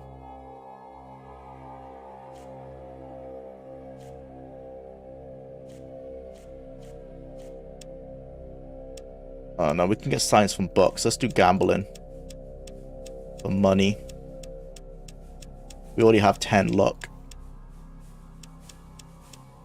Oh, do I need to do... No, we're keeping with small guns, aren't we?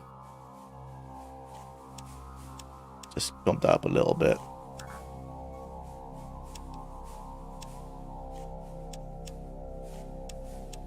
Alright. Yeah, let's get out of here. In Exile. Ah, that's it, yeah. Thank you. But yeah, if they outsourced it to someone like In Exile to remake it in the Wasteland engine, I wouldn't mind something like that. That would be cool. But yeah, if they outsourced it to someone like In Exile to remake it in the Wasteland engine, I wouldn't mind something like that. That would be cool. But yeah, if they outsourced it to someone like In Exile to remake it in the Wasteland engine, I wouldn't mind something like that. That would be cool. No remakes, but an enhanced edition that's literally just a fixed version of the originals with widescreen support and no bug crashes will introduce new players better than the OGs running. Yeah, that was my like first example, and that's exactly, that's how I think the best way to do it is just take what we have here, like this is a modded version, take this modded version, or do it, do a similar thing, make it widescreen, fix all the bugs, re-release it with higher res textures. Job's good on. Maybe do some kind of console port to get it working on consoles. Don't make a console port and then back port that to the PC. Sometimes people have done that. That's really dumb.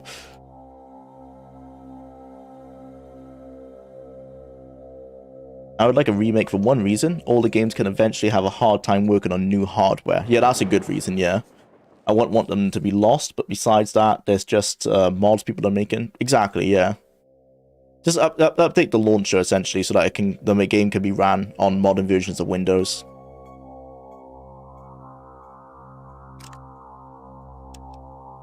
Yo, Marcus, I did it. Something else you wanted? You want me to come along with you? Yes. But that was easy. What do you want? Let's talk about your gear. What? But is there no text for this? Yeah, I can use just about any big gun, like rocket launchers and miniguns, and the big energy weapons. I am bad with my fists, and I'm a hell of a shot with grenades. Alright. Right. Stay close to me.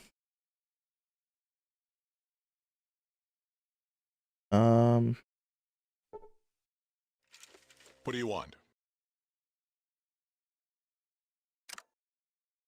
Look at his combat stats. Got a minigun. Not wearing any armor. Can he wear armor? Make him aggressive.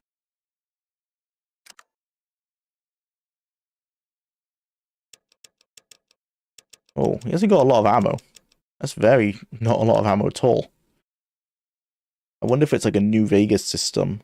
No, I know it's not. Never mind. I was going to say, I wonder if it was like a New Vegas system where they continue to use a gun even if they don't have any ammo for it. But I already know that's not the case. So any 5mm I find now, I have to give to him.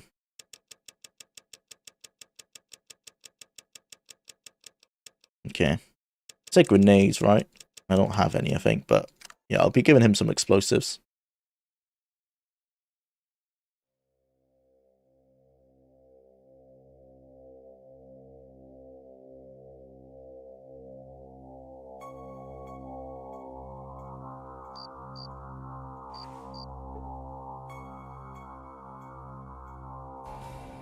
We had another... Where did we leave my other companion? I don't think he died. Did I leave him outside of the cave?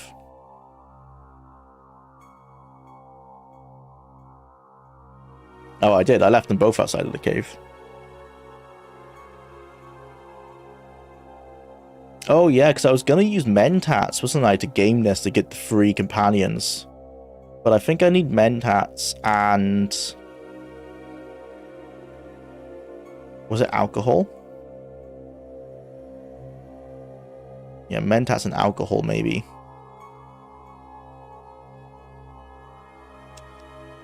Yep. Let's go. All right, then. Yeah, I think I'll prefer Cassidy over Sulik. But I do need Sulik to give me his crap. And if I ask him to come with me, he's going to say I can't, right? You have your army. Don't need we and I for help now? Yeah, I need alcohol. To bump my charisma up. What you be needing? Did you have my alcohol, Sulik? Oh, actually, no, I don't think I would have given it to Sulik because he would bloody drink it. Yeah.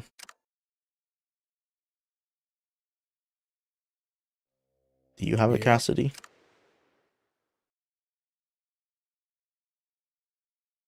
Oh, no, do I not have any alcohol? Oh, that's not good. Huh. Because I'll test now, but I don't think I have... I don't think the Mentats are enough.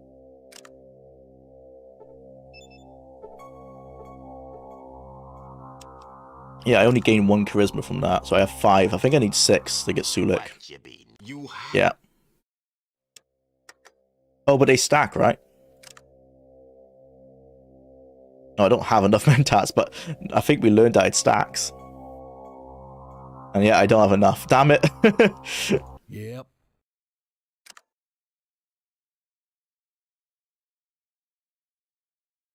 Well, if we ever need to come back and get Sulak, I guess we can. What you be? I think when we learned that it stacks, I didn't reload a save to save the mentats I had used. Oh well. Let's go bring back that mentat. What you be need? I don't think Sulak necessarily has anything on him that I want anyway. Well, except for the stim packs. Those would be good. I'm not paying for them. Sulak, I gave them to you. Oh, you dick. You absolute dick. Right, I guess Yep. what we need to do is tell Cassidy to stop. What Get Sulak to join me. What you be need? And then take all of his healing items. Yeah, give me those. Thank you. And your first aid kits. Oh, maybe not all of those because they weigh quite a lot.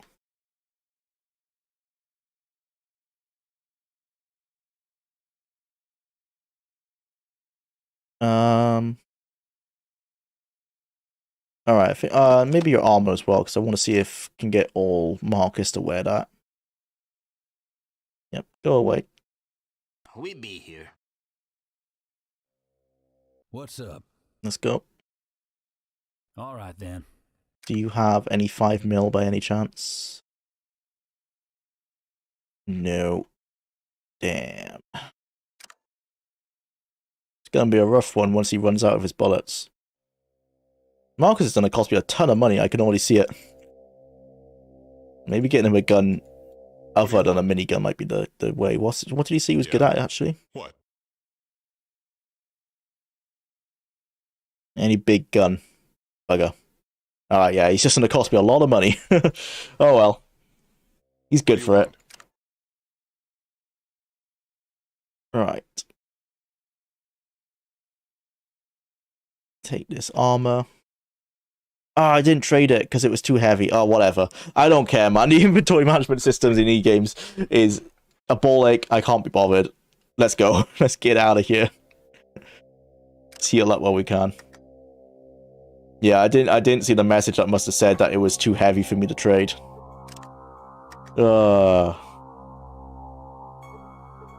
Playing Fallout 2 now, but the ghouls in Gecko turn hostile when I recruit Lenny the ghoul as a follower.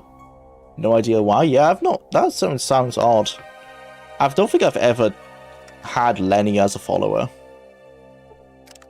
But it seems weird that that would happen.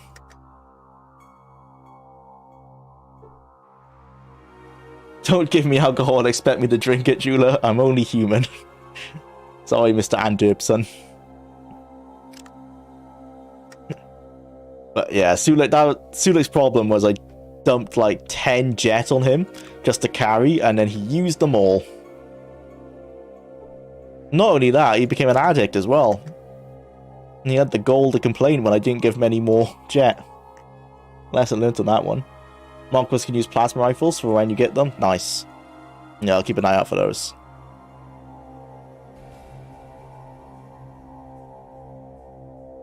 For now, what should actually our plan be? I think just continue the story and go to Vault 13. Or Vault 15. Yeah, Vault 15.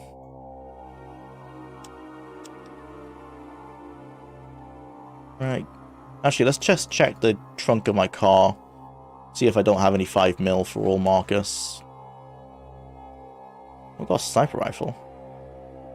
And a Tommy gun.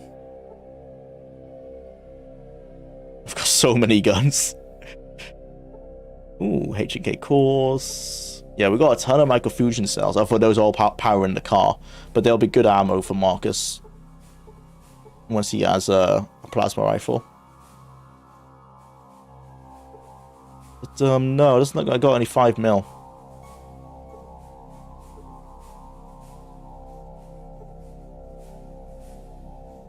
Any grenades? Yeah. Give him those. But I am a bit scared that he's gonna end up blowing us up with them. God, he walks really slow as well, doesn't he? Come over here. What do you want? Take these.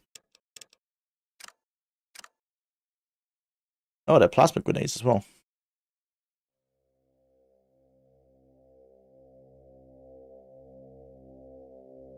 Suluk doesn't let his dreams remain dreams. When he's handed a crate of jet, there's only one thing left to do, zoom zoom. I mean, I can't blame the man, to be fair. Oh, I did have alcohol. Ah, well, it's done. I just can't be bothered. Actually, no. Okay, let's go test if I can get him. It's a shame to leave a companion behind otherwise. Just want to check. I got some leather armor here. I want to see if, which was better, actually? Combat leather. Probably that. See if all markers can wear armor. I'm not sure. Hey up, Marcus. Can you put this on?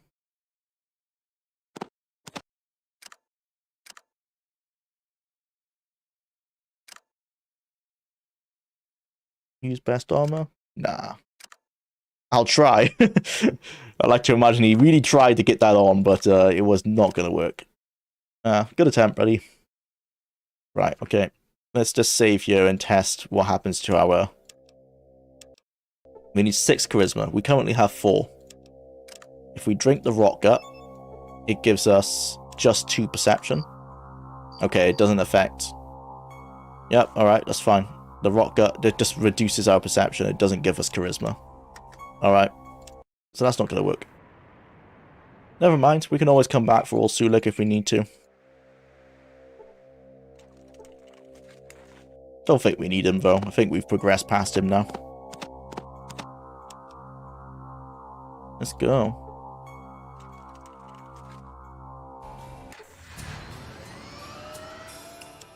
Vault 15.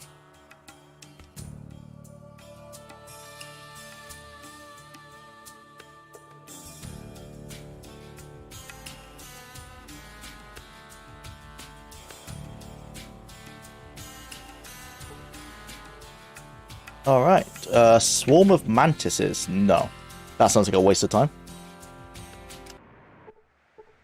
If you want a fun but painful challenge, play Fallout 1 with low int and unarmed only build. I've done that one. Not unarmed though, it was melee. Just did it recently, had to cheat a little beating of the master. Yeah, that's the only reason that build was a struggle, is because you can't just do the standard talk the master down with the research you found. But it's a fun one. I really love the low int builds. Especially because they are like an extra hard mode for people who've played the games before. The only way you can really...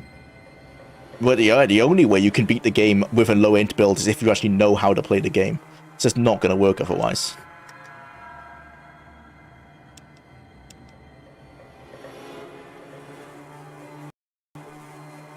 Hey, buddy. My name's Zeke, stranger. I'm sorry, but I don't have the time to talk to you, and I don't think there's anything in this town anyway. Should move on. No, I need to ask. Well, I think you'll find that we're all out of answers. No. I'm not gonna murder Hobo, because there's karma in this game. Gotta remember there's karma. But, not liking the disrespect, mister.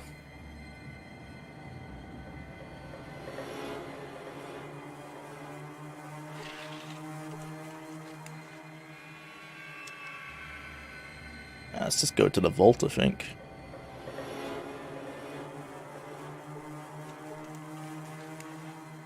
I just know there was a charisma-based way of playing, getting through this quest, where you don't have to necessarily kill all the raiders on the inside of the vault.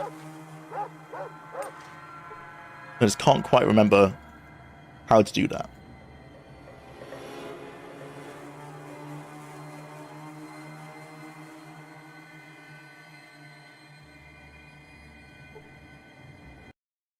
Hello, yes. Saying hello? Well, hello. Want to talk? Who are you? I'm Dahlia. I like the fresh air. Look like you're guarding that trail. No, I'm not guarding the trail. There's nothing in this hole worth guarding. I told you I'm enjoying the fresh air. Well, she is guarding the trail because I can see that there's an exit there.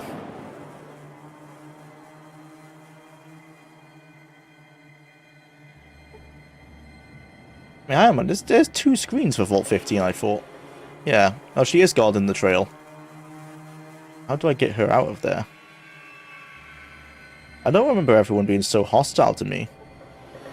But it must be a... Well, it must be a friendly person. I'm Rebecca. Can we talk privately? Sure. Thanks. Go to my tent. Cool. I have some questions. What do you want to know? I'm looking for Vault 13. I'm sorry, I have no idea. Yeah, alright. Going on around here. We call this place the Squat because it was settled by the homeless of many cities. It's not much, but it's all we have. To the west is the NCR. Yep. Keep sending people here to try and talk us out of our home, but they don't understand that we have nowhere else to go. We don't have the skills necessary to survive on our own if we leave here. What is that they want so badly? Well, there's a vault here. Biggest vault, number 15. That's where they're from. They want to loot it for any of the old technology that may still be here. I knew there had to be something here other than the waste of flesh and habitats. Okay, that explains a lot. You've been very helpful. What do you want to know? Who's in charge? That would be Ziki. Yeah, okay. Tell me about the vault. Well, we're not supposed to talk about it, but since I need your help, the vault is being repaired by Darian. He's our benefactor. When it's fully functional, we're all supposed to move in, where we'll be safe from raiders, slavers and such. So far, he has water and food systems up, but that's about it. Okay. You know, it's kind of funny that they managed to get something that complex fixed, but not the lights. The damn place is lit by torches. Anyway, Darian doesn't want anyone to know what's going on with the vault. I wonder if I can offer to repair it for them. He's afraid that someone will take it away from us, so we're told to drive off anyone. Okay, I need to know more. Tell me about Darian. It's not much to say, really. Darian keeps to himself and never leaves the vault. If he has anything to say, he says it through Ziki. I've only met him once, and he seemed like a nice guy. Nice guy's finished last. I wonder what he's up to. What do you want to know? Thanks, Rebecca. I have a daughter named Chrissy, who's a bit of a tomboy. She likes to run around, explore, and pretty much stick her nose into things. Chrissy's a good kid, though. She doesn't get into trouble. She's always come home. And she's shown herself to be a very reasonable, responsible young lady. I like to do as she pleases most of the time. Last week, Chrissy didn't come home. I've asked around and nobody's seen or heard from her. I tried to find myself, but Ziki, he's sort of the mayor here and stopped me. He said it wasn't safe for me to go out looking on my own. He'd have some of his men do it, but they couldn't find her. Eva, and said that maybe the slavers got her. Can't explain why, but I don't believe the slavers took her. Alright. Yeah, I'll look into it. Thank you. I saw their shadows on the tent wall. Oh, right, yeah, I never pay you for this. Hey, there's someone listening to us. They must have heard. Well, Marcus, why didn't you do anything about them? You were right there, bro. That's gonna be Ziki or this lady. What's up, Ziki? Hello again. Don't have any answers. Okay, not him then. Maybe this lady. You see someone by here in a hurry? See people go by here every day. I don't really pay much attention. Look, a young girl's life is at stake here. The daughter of a worried mother. Can you please help me out? I don't give a rat's ass. A rad rat's ass, I'm sorry. I'm just a gun who was hired to stand here and guard the trail. Other than that, I don't know what's going on around here. I had a daughter once, though, and yeah, some guy went by here. I let him through. Alright. Bye. Simple enough. Okay, it was a guy we're looking for. Well, this looks like a guy. I should shoot you dead, but I'm kind of curious about what could possibly have to say to me. I'm looking for a missing girl. Sorry, took the wrong trail. Up yours and have a bullet breakfast. I'm looking for an eavesdropper. Oh, let's say missing girl. You mean the one locked up in the back that we've been having... Oh, fuck. I've been having fun with? No, I haven't seen here. Okay, well, I don't want to talk them down anymore. I'll be going, yeah. Hand over the girl and we can all leave here alive. Why the hell should I do that? It's good for your eternal soul. Because I'm the worst thing that could ever fear happening to you. Because if we fight, one of us will die. I don't want to die any more than you do. I feel like he's just going to think he can kill it, yeah. Sounds like a challenge. Ah, well. Well, it's not necessarily me that's the big problem. It's this big-ass motherfucker over here. You got some balls on you to think you could have taken that guy. I'll give him that. The eyes.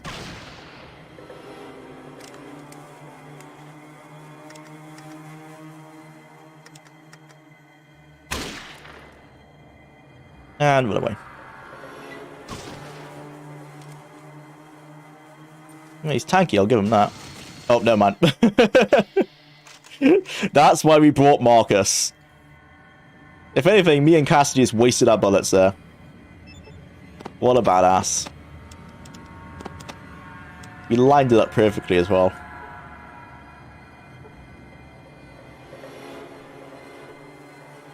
Oh, we don't have the room to carry any of that loot anymore. We've got so much stuff in the car.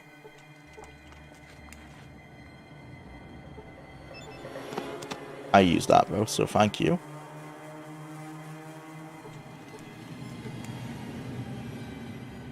Ooh, got some booze.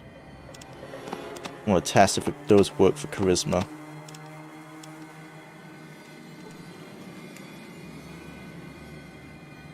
I'm gonna pick up a sledgehammer just in case all markers can use them as a backup, maybe.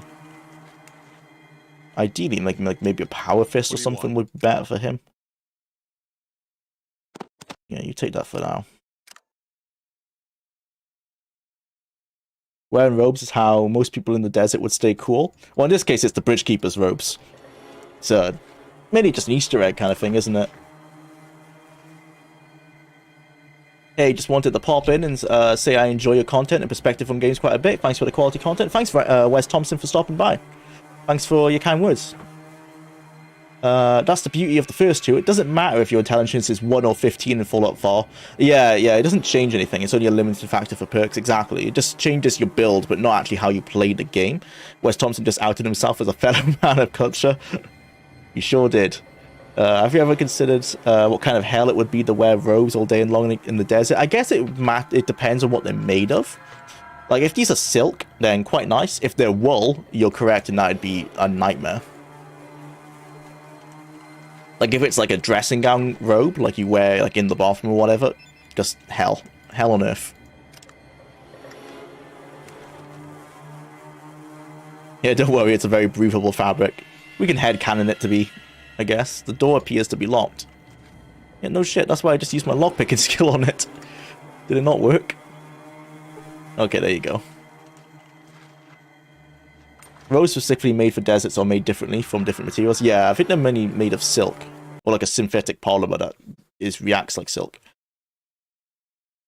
If you were here to try and... Oh, we're not. You're going to wear your balls as a bow tie, get it? I'd like to know who you are and what... I already know. Bow tie. I get the picture, please don't hurt me. Well, I know who she is. In a nutshell, my name's Chrissy, I'm from the squat. Yeah, I'm here to save you.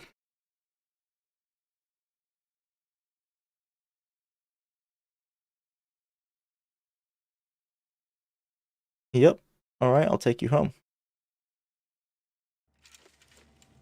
Well, okay, that's an odd way to take someone home, but okay. Let's go create my quest reward, although I can't imagine it's going to be a whole lot. But even if it's just some experience points. Hello.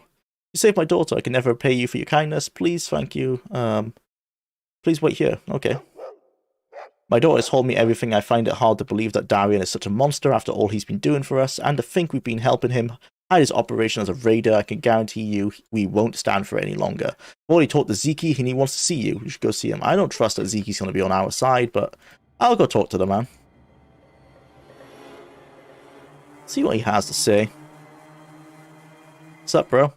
Rebecca has told me what you did for her. I want to apologize. Oh, okay, for the treatment you received here. You certainly didn't deserve it. What can I do to help you? Let's go take out Darian, bro.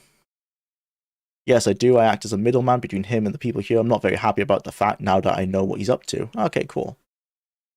What do you intend to do? Nothing. They have the guns, they control the water, and they control the food. That means they are in charge, period. I can help. Make a deal with the NCR. Ooh, maybe. Yeah, that all depends. What do they have in mind? I am kind no, yeah, I'm playing pro NCR this build, haven't I? So far, so yeah, join the NCR. Not bad, I like it. You've got yourself a deal if you can get the NCR to agree for it. But look, someone has to take care of Darian and his cronies. Should be done now before they realize what's happened. Yeah, you're right. Yeah, no, he's right, because I feel if I leave for the NCR now, it probably will be a case where Darian kills everyone. Now, this is a case as well of like a retcon immediately after the previous game, because this is not what Vault 15 looked like, obviously, in the previous game. It was a hole in the floor. And now it's a... now it's on a cliff, or like built into the side of a cave.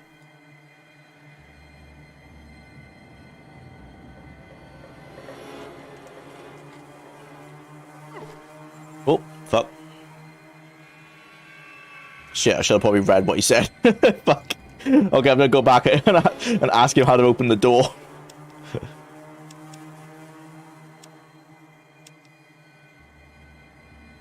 Yo, bro, so I'm a bit of an idiot and I didn't read your dialogue. How do you open the door? Where's the vault entrance? It's behind the door over there, but it's locked from the other side and trapped too. I don't have any means of opening it. Wait a minute, I found this key card. Oh, right, okay. Okay, cool.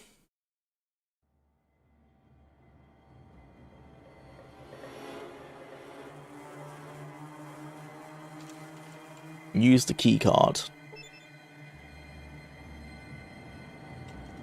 Oh, no, no, no, no. Use the key card, don't just interact with it. There you go. Nice.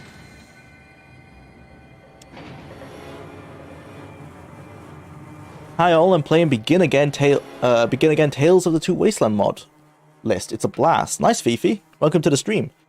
That sounds yeah, that sounds really good. I've heard a lot about Tales of Two Wastelands. I've not installed it myself, just because those mod lists intimidate the hell out of me.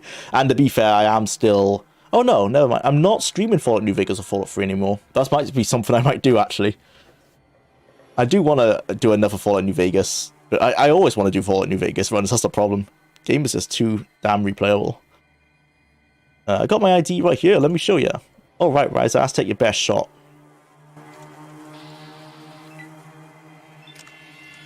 Oh, fuck. Cassidy, you might want to get out of the way of old Marcus right there.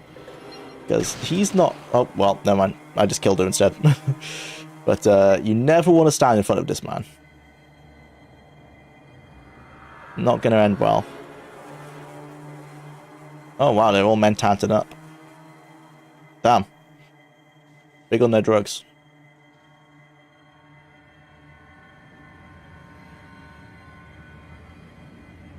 Ooh, you don't want to be there, Cassidy. I want to be, like, right over here, as far out the way as possible.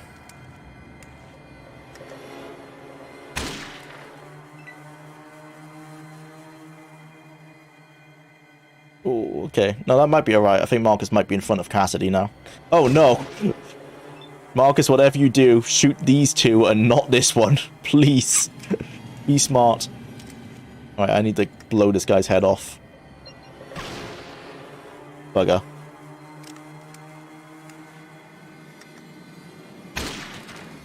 Okay, cool. Yes.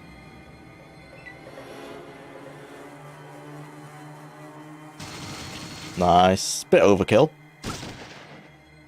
But if it works, it works.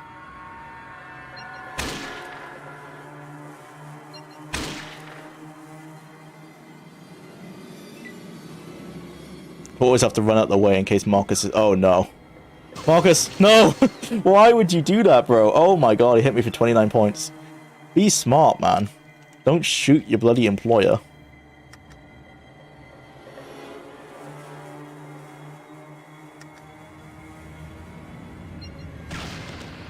Oh, nice. Knocked him unconscious. Cool. Oh, there's still more. Where? Oh, right.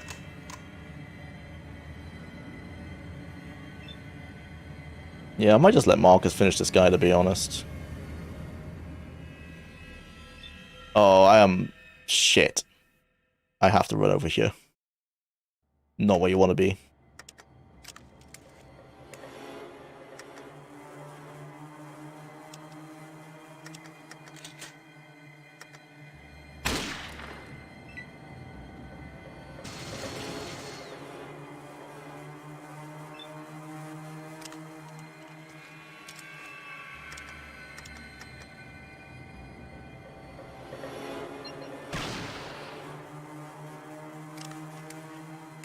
Alright. Finish the job, Marcus. Whoa. How'd you miss?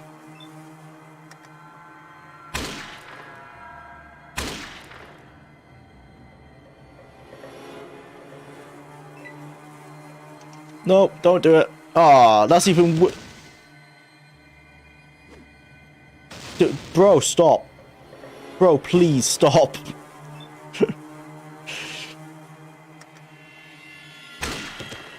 Thought the man was smart. Clearly not. Oh, oh dear. Ah, fuck.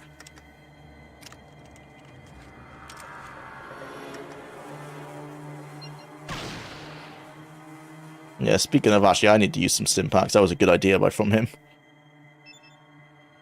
Seeing as I think Marcus is out of ammo now, and he's gonna just be spamming the hell out of grenades.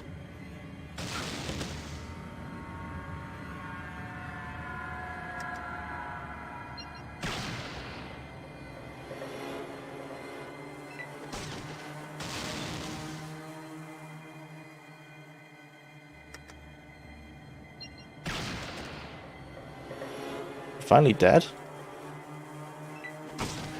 Okay, we've managed to actually glitch the game into being real time. It's like Fallout Tactics now. For some reason, the turn-based system is all playing at the same time. And it's not even showing me how much damage I'm doing. This is a weird glitch. It's literally like we're playing Fallout Tactics. Yeah, well, I guess he's finally dead. Right, Marcus, I'm guessing you're out of ammo, huh, buddy? Yeah, okay. Can you take a SMG? Oh, I thought I did have one. I must have put it in the car. We'll have to give him a small gun. I don't even know if he can equip them. But we don't have any big guns for him at the moment. Cassidy, you've got any SMGs? Yeah. Give me that and some ammo.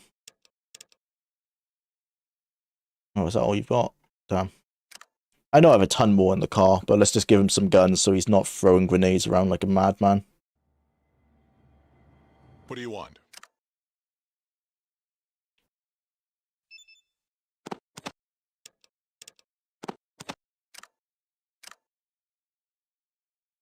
He can do it unarmed? Oh, is his unarmed better than melee, you think? If that's the case, then I'll take his sledgehammer from him. I get the feeling Marcus is shopping around for a new employer. Yeah, me too. He's being very careless. Yep. That background music always gives me chills. Same. I love that they use it for the Legion in Fallout New Vegas. It's really good.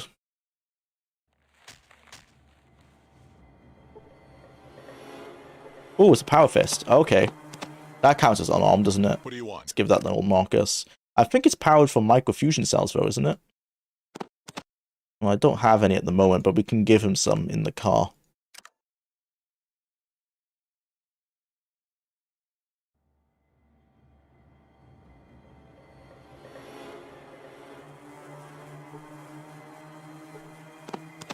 Now we got some more ammo. Although, no, I don't want him to use the SMG, necessarily. It's not going to be good for his skill set. But we take these for Cassidy.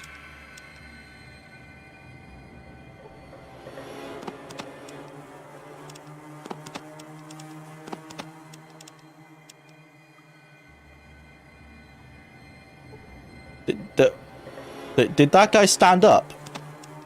I've never come across these glitches before. Ever in Fallout 1 or 2. Is he alive? Khan Raider. What the hell? How did that happen? We literally looted the guy. He must have been knocked out. He dead now? Okay, now he's dead. Yeah, he must have just been knocked out. I've never seen that happen before. Like the glitch where the game became somewhat real time for a little bit.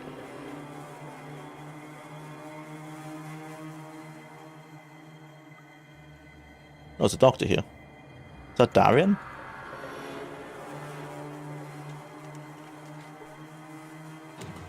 Now compare it to the mood atmosphere that 76 is going for.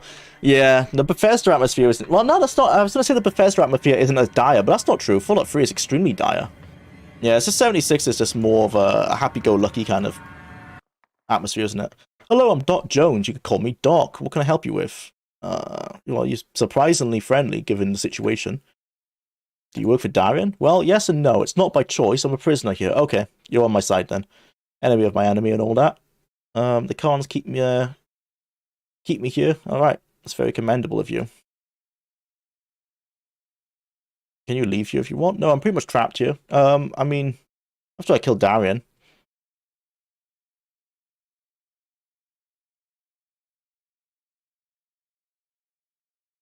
Sorry to hear that.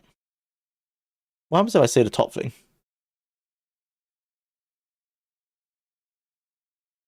He's paranoid. He believes that Tandy is out to get him. He's probably right. He's obsessed with revenge and he wants Tandy dead. He's riddled with guilt because he hid and lived rather than dying with his gang.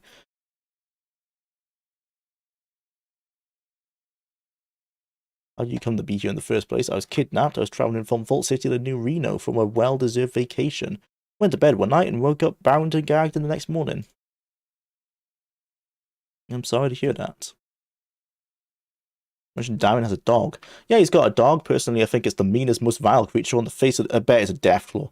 Seems to love Darren, though, so I guess it can't be all that bad. Thanks for the warning. Thanks for the information. Yeah, seems like a nice enough guy. Don't know why he's not running away now. Yeah, can you help? Ah, cool. Heal me up. Thanks, bro. Free healing as well. Just saying hello. Nice one.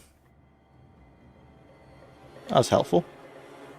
I was talking to someone in the chat room and they said Fallout 4 and 76 were the best because the wasteland of the previous games were gloomy. It's almost like they're a wasteland. And like New Vegas isn't gloomy. But yeah, Fallout 1 and 2's... I mean, the wasteland is meant to be gloomy. It's just that the locations don't necessarily have to be. In Fallout 1 they are because it's so close to the bombs falling. But Fallout 2, there's happy locations. Vault City looks nice. Just ignore the slavery. NCR's nice. New Reno's really cool. And the same like in New Vegas, there's loads of like cool locations. But yeah, I don't get that mindset. It's like that's like the whole point, right? It's a post-apocalypse. Of course it's gonna be a bit gloomy.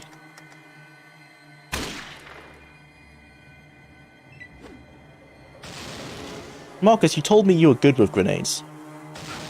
Jesus Christ. You couldn't have got worse. That was the worst throw I've ever seen. Oh, I didn't realize those were enemy guards. I thought they were my companions. Oh, Marcus, no, don't throw a grenade right. I can see where he wants to throw one. It's going to be right here. Oh, you idiot, man. No, don't do it again. I'm taking his grenades off him. He cannot be trusted.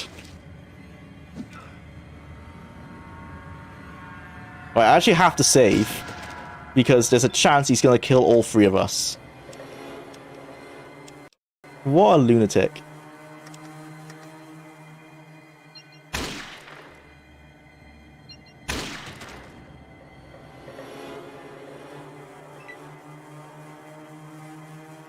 No! Why would you do it again? This man. I can see why they hate mutants now. I understand. I understand the speciesism. The speciesism. Man's certified idiotic. Idiot. I can't even say it. Outed myself as an idiot myself. Right. I actually need to run away. Just so he won't blow me up. Marcus is a loose cannon. He plays by his own rules. He sure as hell does. Okay, at least he's on the power. He's using Power Fist now. Less of a liability. He straight up just was fed up with me. I've had him for one mission. He's already like, I want out. He's trying his hardest to kill me.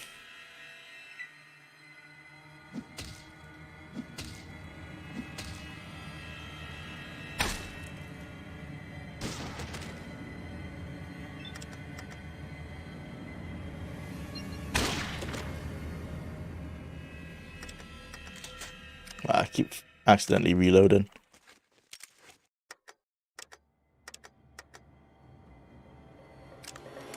Not enough.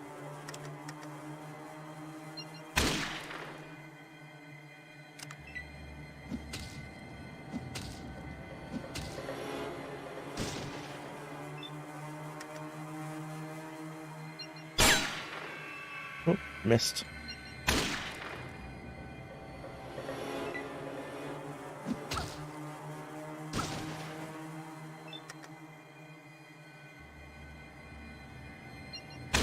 Fuck. Shit, I'm sorry, Marcus. I did wonder if I clicked on Marcus by accident. Wait, is this Marcus now? I can't tell. Okay, it's not. Well, hopefully Marcus isn't too hostile. I won't blame him if he does.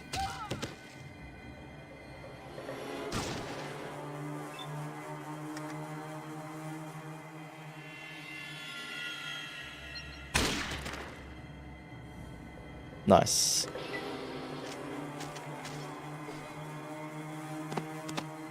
Alright, you probably need to heal up, Cassidy, don't you? The observes 79 out of 104. No, your HP's okay. 101 out of 65. Yeah, Marcus, you should heal up, actually. What do you want? You should heal yourself. You got anything to help? Yeah, I gave you stim packs. What do you mean? Yeah, there you go. You've got one.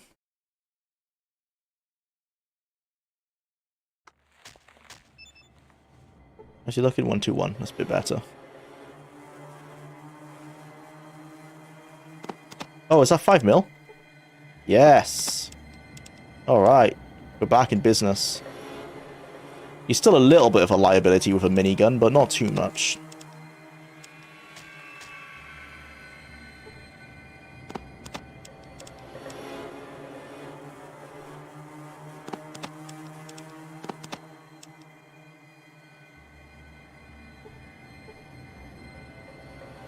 Man, this place has a load of sick loot if you're early game.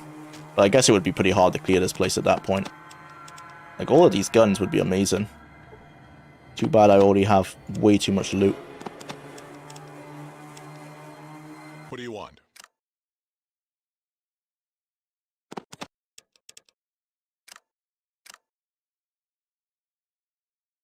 Nice. What's up? You... Jeweler, you can set Marcus's AI and combat control to not aim at you. Oh, in the custom controls is that? Yeah, I'll try that now actually. I've never really checked out the custom controls. What do you want? Custom. Ooh, okay. Attack who? Oh yeah. Strongest. Stim packs won't hurt a lot.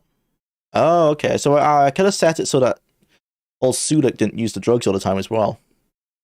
Weapon preference. Ranged and melee. Run away when you need a tourniquet. Burst. Be careful not to hit me. Alright. Done. Cool. Hopefully he's not so frustrated now. Julia takes Marcus's side. Have you considered not trying to kill me, maybe? That's pretty much what I just did. It's like, me and you have to have a talk, Marcus. You keep throwing grenades right at my feet. If you could stop doing that, I think we'll get along a lot better. There are other places to throw them.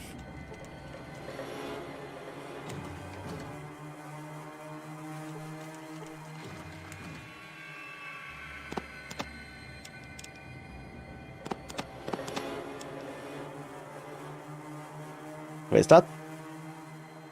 No, this isn't that gun, is it? It doesn't look like it. No, it's just a 223.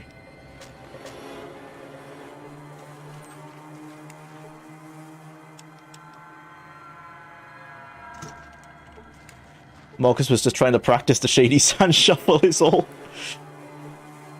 Ooh, combat armor. I think that's probably the same strength as my current armor, right? Mine weighs 10 pounds. This weighs 20 pounds. It weighs a lot more, actually. What's the A? This is an AC of 30. AC, yeah, it's the same. But it weighs less. I can give the combat armor to Sulik. Yep. What's up, bro? I think you're wearing metal armor at the moment, aren't you?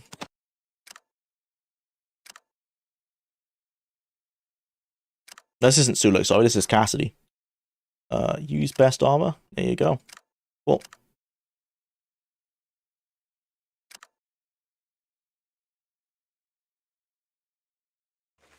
Nice.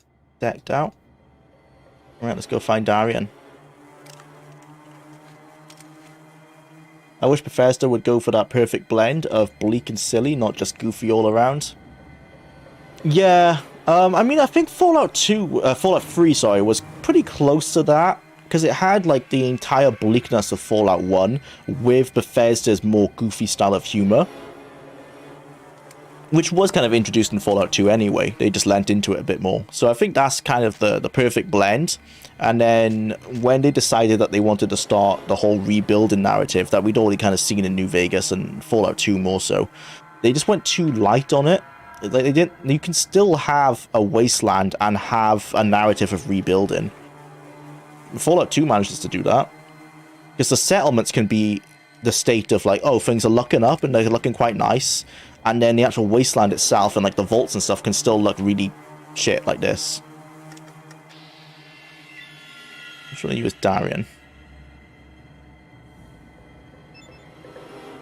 It says, yeah, I don't know enough about them yet.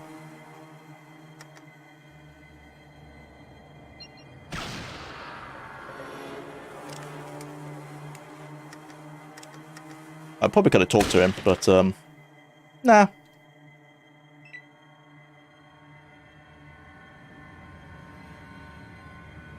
They're just guards anyway.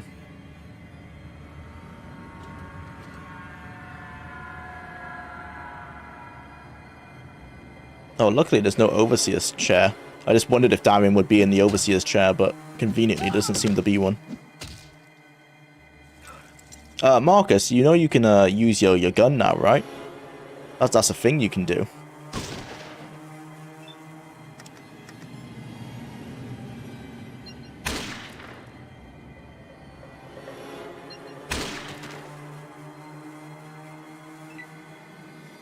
I think I need to set Marcus's weapon.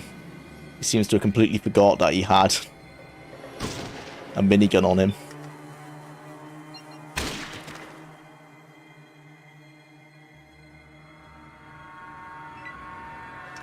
Oh, there you go. You remembered. That's a tanky ass guard. Oh dear, not in a good place to stand right now. Get behind this bit of cover over here.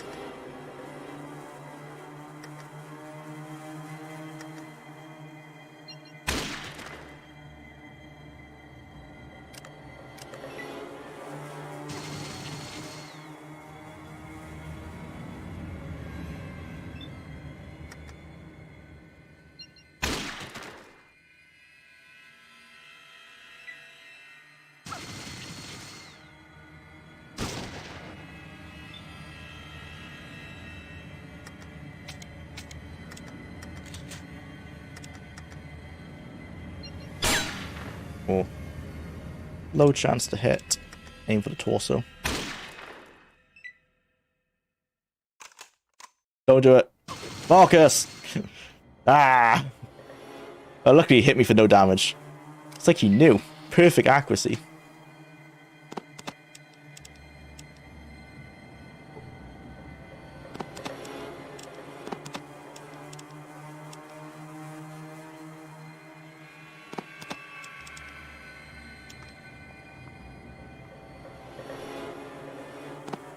Ooh.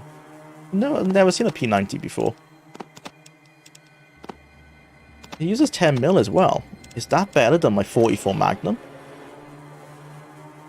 So my 44 Magnum does 12 to 18. 12 to 16. Same range? Better range on the... Ooh, I'm going to switch to the P90 then, because it just uses 10 mil. Oh, sick. I've never seen that before.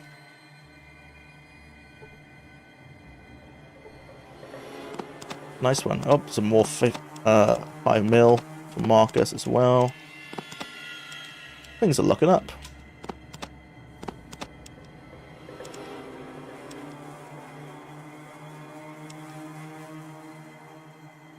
What do you want? Give me some more 10 mil. Thank you. Here's some more 50. Or 5 mil. Oh yeah, give me your caps as well. Why have you got those? Oh, you meant 5 mil? Yeah, oh, yeah, sorry, yeah, I misspoke probably. Yeah, they use 10 mil, but I've got 5 mil for Marcus. What's up? I think you might have some 10 mil as well. Oh no, I gave it over to Marcus.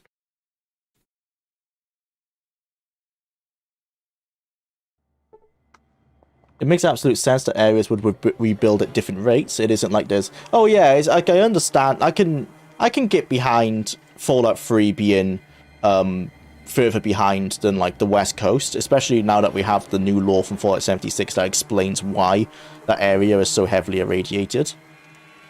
It's just more like the Boston area is so more like happy-go-lucky than Fallout 2, even though they're both in the same the same parts of like rebuilding. Fallout 15 computer parts. I've never heard of that item.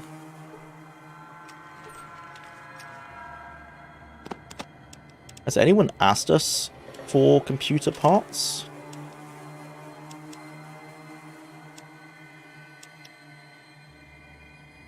Retrieve parts. Oh yeah, okay. So they have.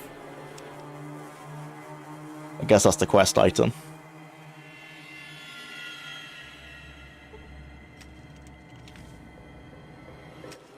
Terminal indicates that all security systems in the vault are offline due to power failure.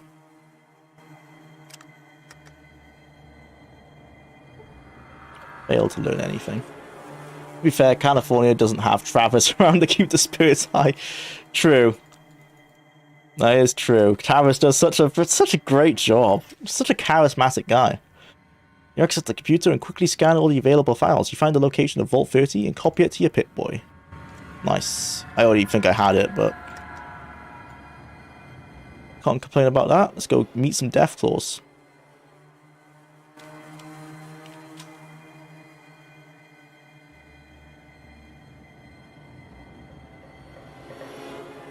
Okay. It's like a BioWare game now. You gotta wait for everyone to get to the door before you enter. Come on, Marcus. Don't want him to waste all of his AP just walking to the door. Alright. Let's go. What's up? Oh, do you think he's gonna let me talk to him actually? Not hostile. I could probably talk him down. Threaten his dog, maybe. Jesus Christ, I did not think he'd look like that. That's a hell of a design. Whoa, okay. So, here you are at last, the savior of the downtrodden. The righter of wrongs, the icon of hope and humanity. What a dumbass. Well, before you start any boring speeches, I'd just like to say that I'm not fucking interested. Let's just cut to the chase and get this over with. Bad dog, kill. Oh, bad dog. Good name. No, okay. Oh. I stepped into flamethrower range. Right, burst. The old doggy. I gained 5 armor for killing the dog. Mad.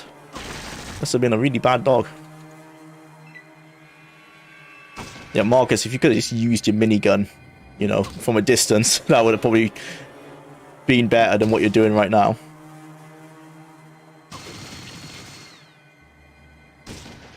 He hit him for 9 points. That was a terrible minigun spray.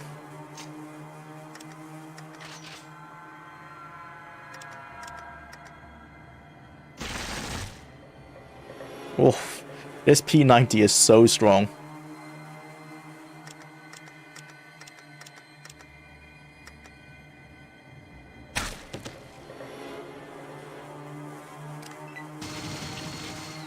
A bit overkill. Oh, you didn't even kill him. How did you shoot a minigun into his head at point blank range? Not even kill the man. There you go, I did it for you.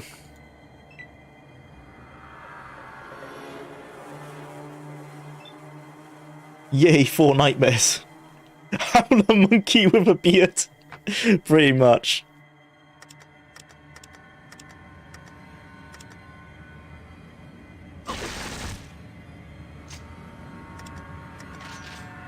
Oh, just not quite enough AP for a burst.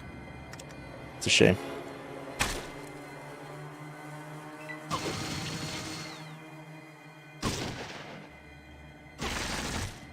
Ow. I thought they have assault rifles. Oh no, it's a H&K.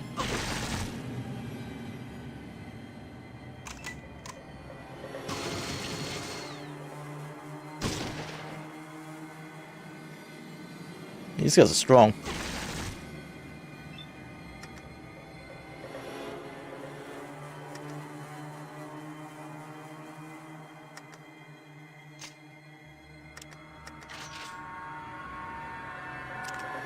Might try just blinding him. Might be a good idea. Yeah, there you go. Ooh, level up. Ah, it's just skill points.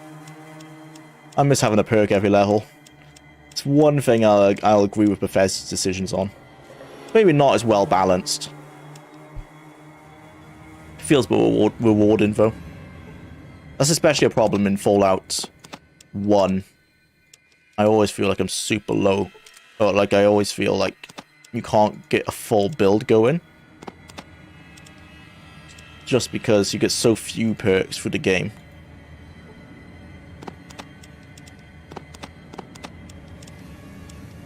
Maybe I'll give that flamethrower to Marcus as a backup.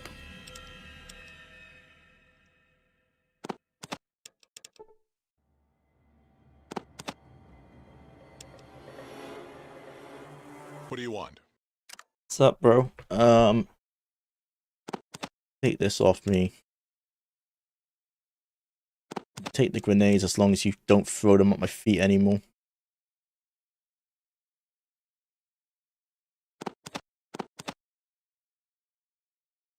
I'm gonna dump some excess weight here. Oh, I don't need this ammunition anymore. Presumably Marcus can carry quite a lot as well. You would hope so.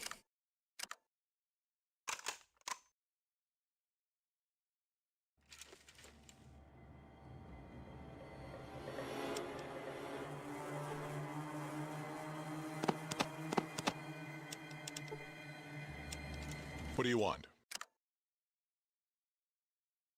Take the flamethrower.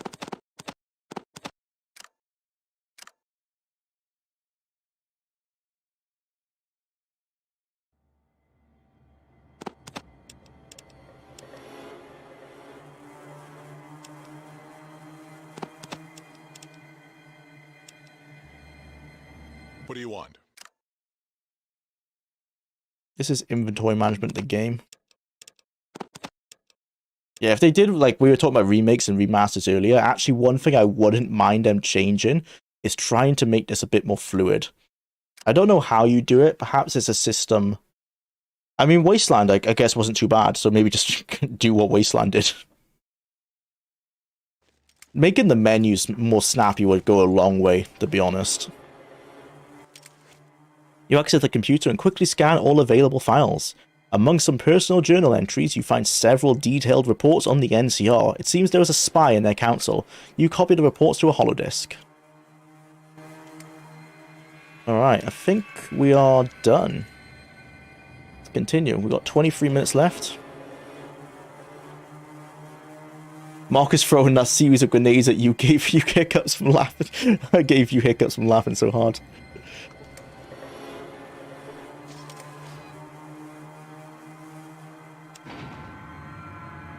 Or gave, yeah. As long as he doesn't do it again, I don't mind. It's because of these streams that made me want to play Fallout 1. In fact, I'm playing right now. Oh, that's awesome, Sir Dingus. I hope you're liking it. I mean, I've said it so many times now, but I just love Fallout 1 for being so concise. It's one of those games that you're almost not too worried about starting a playthrough, because you know it's not going to take that long, realistically, compared to the other games. You've done it, friend. We're no longer under Darian's yoke. Thank you. I'm ready to accept your deal with the NCR now. Just have them send one of their reps by and I'll seal the deal. Sure thing, Zeke.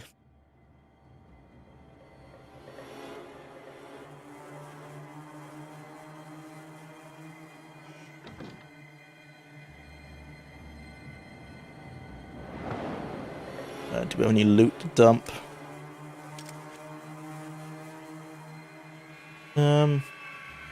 Oh, I wanna pick up some of the 10 mil.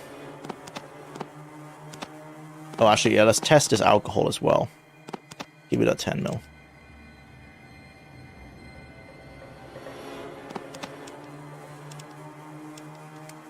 Right. Alcohol test. Do I get charisma from drinking alcohol? I lose 1 perception. I lose 1 perception. No. Okay, that's a new game thing then. Nope. Alright. We gotta find 2 packs of mentats. I do have 2 packs of mentats. Let's test that now. Do you gain... Can you stack mentats? You can stack mentats. Sorted. Right. Let's load that. After we've done with the NCR, let's go back to where we got Marcus from and pick up Sulik.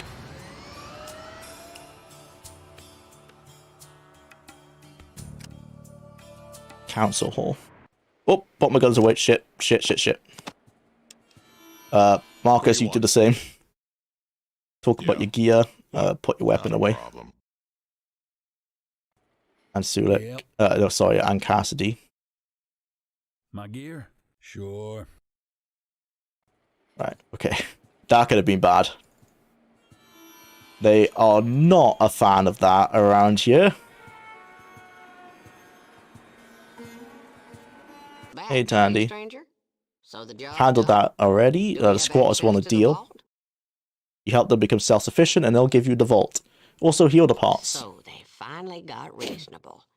I can bull the Congress into sending supplies and techs. You sure we can get into the vault? Quite sure. There were some low lives there, but I kicked their ass. Believed in fair pay for fair work. My assistant will square things up. I'm afraid you have another problem. If you look at this holodisk, you'll see that you have a spy in the NCR. The only person who knew all this was Fergus. I'm not suggesting anything, but maybe Gunther should know about this. I'll talk to him.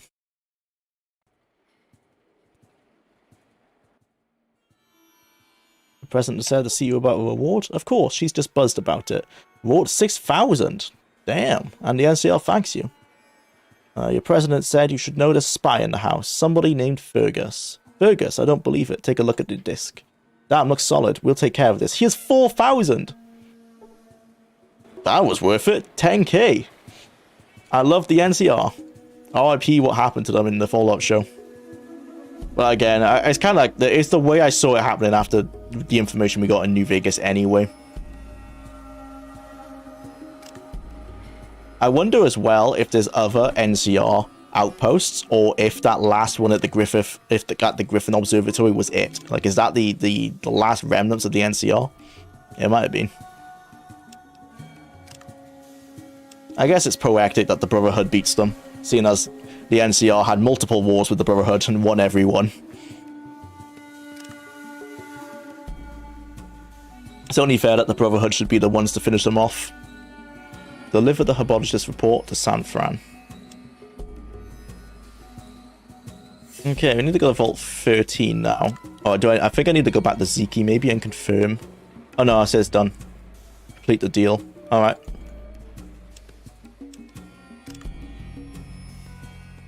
Okay, Vault 13, let's go. Most games back in the day had a specific story / objective they weren't made to sink hundreds of hours into. And then there was Daggerfall. Yeah, Daggerfall just exists where there's barely any story.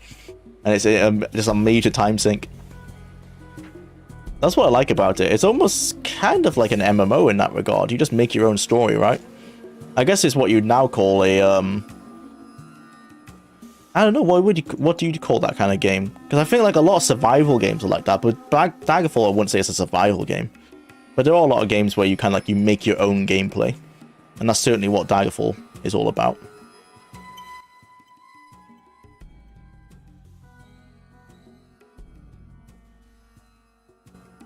Okay.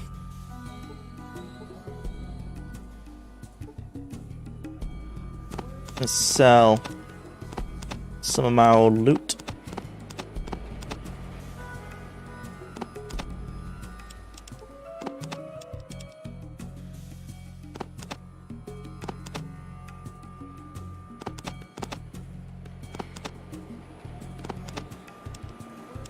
Okay.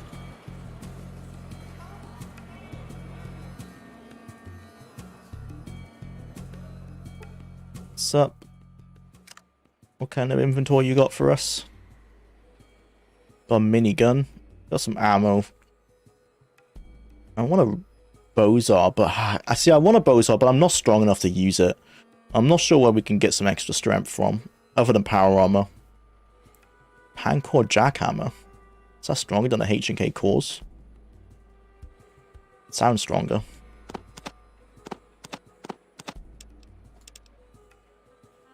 Take his microfusion cells off him. Because they run the car. Actually, is it microfusion cells or small fusion cells? I can't remember. Oh, wow. One grenade is already nearly enough to clear his inventory.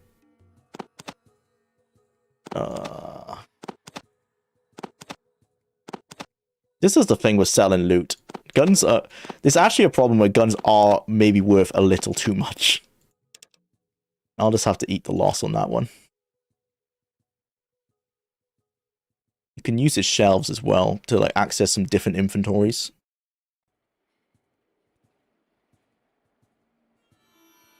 But this one looks mostly the same.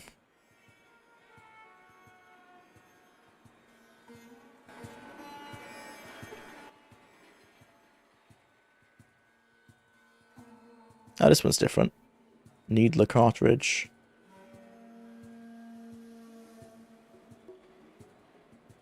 Nothing for me, though.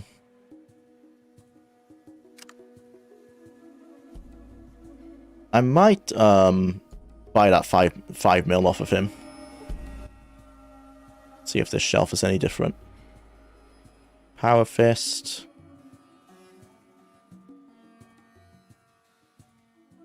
Not really.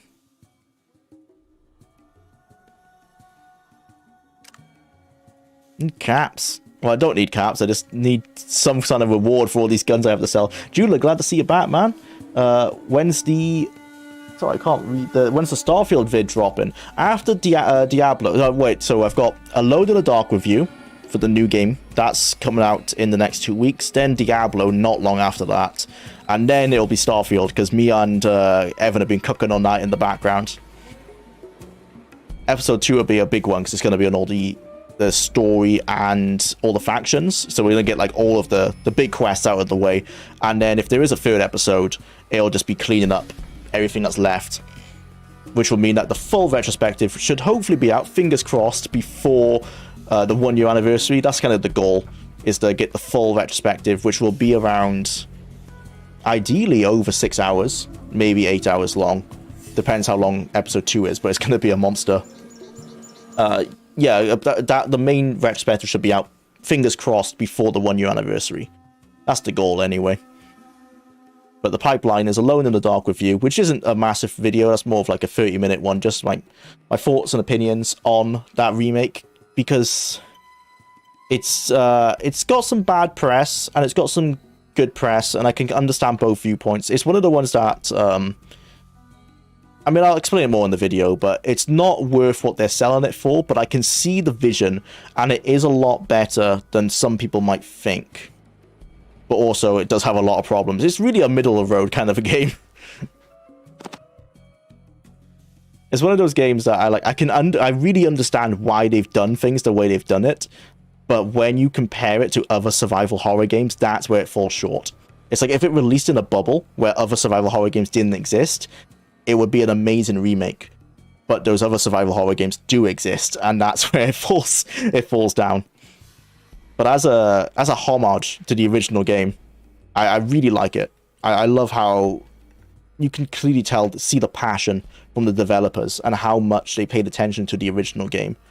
Just even to the point where on the developer commentary, they brought out Frederic Renal, the original creator, to speak, like to play the game and to speak on the developer commentary with them. I thought that was really respectful. Unfortunately, the game does have problems though. They are fixing some though. The ones that they can fix through patches, they actually have started fixing them. But yeah. Review for that coming out, and I'm doing a review on that game because it is a good follow-up to the Alone in the Dark retrospective, seeing as it is a direct remake, not a remake, it's like it's a reboot. It's a direct reboot of the original Alone in the Dark that I made a retrospective on. And then after that, Diablo's pretty much done. It's just the longest video I've ever made. Actually does clock in at over 7 hours long. Hell of a video. I want to say I have the most comprehensive Diablo video on YouTube, and I don't think anyone will ever beat it, and if they do, my God bless them. It's very rare these days to see devs respect what came before. Yeah, like that's what really I appreciated. You can see the love for the original game. It's like they focus so much on paying homage to the original game that they forgot that they're making a survival horror game for the modern market. And that's not that it feels outdated, it's just that it's missing mechanics that people expect. Like the combat, for one, is very janky. It's not up to date with what people expect from like melee and shooting combat in a modern survival horror game. But I was very impressed with the amount of attention paid to the original game. The amount of like fan service as well. And it's not just like, oh hey, look at this reference fan service. It's like fan service that you kind of have to look for, which I really appreciate as well. As well as people said the story's confusing, I found the story actually isn't confusing if you've played the original game, and that's also kind of a problem. I think I appreciate the remake or the reboot more because I've played the original game. If you haven't played the original game, the reboot I would be confusing. There's a lot of like story elements that are less confusing if you know the original story, and you can see like, oh, they've done this differently, or like, oh, that's a twist on like how it was before. Whereas if you're new to this, you're gonna be like, what the fuck's going on? Who are all these characters? I don't understand what's going on. So I can really understand why people the negative press. I can understand. I can totally understand. That's how most of art is old equals bad. It's rare to see well, unfortunately, that's how some people see it. Yeah, a lot of people see that definitely with games, don't they? It's a common thing where like they all look at like Fallout 2 and they're like, oh, this looks too old for me. And it's like other than the inventory, I don't think this game plays too badly. The inventory, though, I can totally understand. Terrible. There's a nightmare of an inventory system. I wouldn't mind, like, I might try and do a quick cut in that highlights video, like if I just quickly cut out what inventory sections I can, just to put a timer on it and see how many hours I've actually wasted in it. But other than that, this game doesn't play too badly, honestly. Like, just because it's turn-based doesn't mean that, like, I'm fine with like a game being turn-based. So many like modern JRPGs and stuff are turn-based. It's rare to see devs today to have any kind of respect to games in general. Yeah, true. I think that's what I really appreciated it. I almost feel bad that the game isn't as good as it is. That's kind of my view on Alone in the Dark. Like, there's so much passion oozing through it that I'm saddened that, unfortunately, I have to agree that the weaknesses it have are there.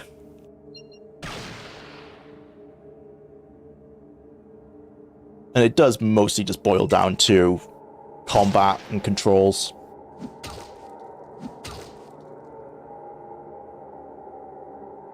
And some performance issues, but they've actually been fixing the performance issues in patches.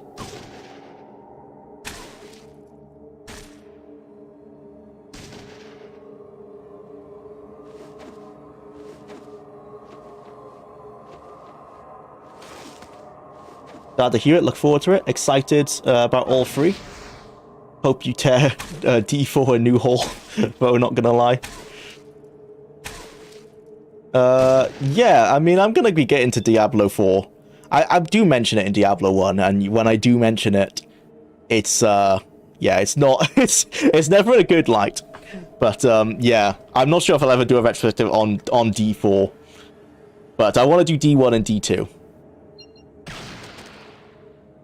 But yeah, I do mention it, and it's not really in a positive light. Mainly my retrospective on Diablo 1 is kind of similar to Daggerfall in a way, in that I feel like the game is overlooked, and that it shouldn't be. That's kind of the angle I'm coming at. It's overlooked because D2 is a lot better, which is fair. And it's exactly the same with Daggerfall. Like, Daggerfall was overlooked because Morrowind is better. It's just totally fair like assessment. But it doesn't mean that Daggerfall isn't worth playing. And that's exactly my takeaway with oh, I wonder if the flamethrower must be better than the minigun because he used the flamethrower instead. But that's exactly the kind of approach I'm having with Diablo. I think Diablo 1 really stands up well as a very good, concise game. Very similar to how I feel on Fallout 1, actually. That is a game that can be replayed in about 6 hours. And it gets overlooked rightfully because Diablo 2 is a lot better. But that doesn't mean that people shouldn't play it. I know, this is mainly because I know on people on the Diablo 2 subreddit, so many of them haven't played Diablo 1. And I'm like, there's no reason almost not to. And they'll come up with reasons like, oh, it feels a bit janky. And like, yeah, it's true, but I wouldn't say it feels much jankier than D2. They are built on similar engines in the end. Diablo 1 is also impossible to run today without mods. Yeah, that's the main problem. You have to buy the GOG version. And I mean, in the video I explain, I say you have to run a mod to get the best way to play it. Unfortunately, that is the case. The Devolution X engine mod, it's basically, it's kind of like, it's exactly like Daggerfall Unity. It's running the game on a rewritten engine that fixes a lot of the engine bugs from the original game. But that is a problem. You can run the game through GOG, but it's 4x3. It's not a great resolution, and it's got just a lot of issues that are fixed by Devolution X. Same way as, it's exactly the same as Daggerfall Unity. Daggerfall Unity fixes a lot of the problems that the original game had.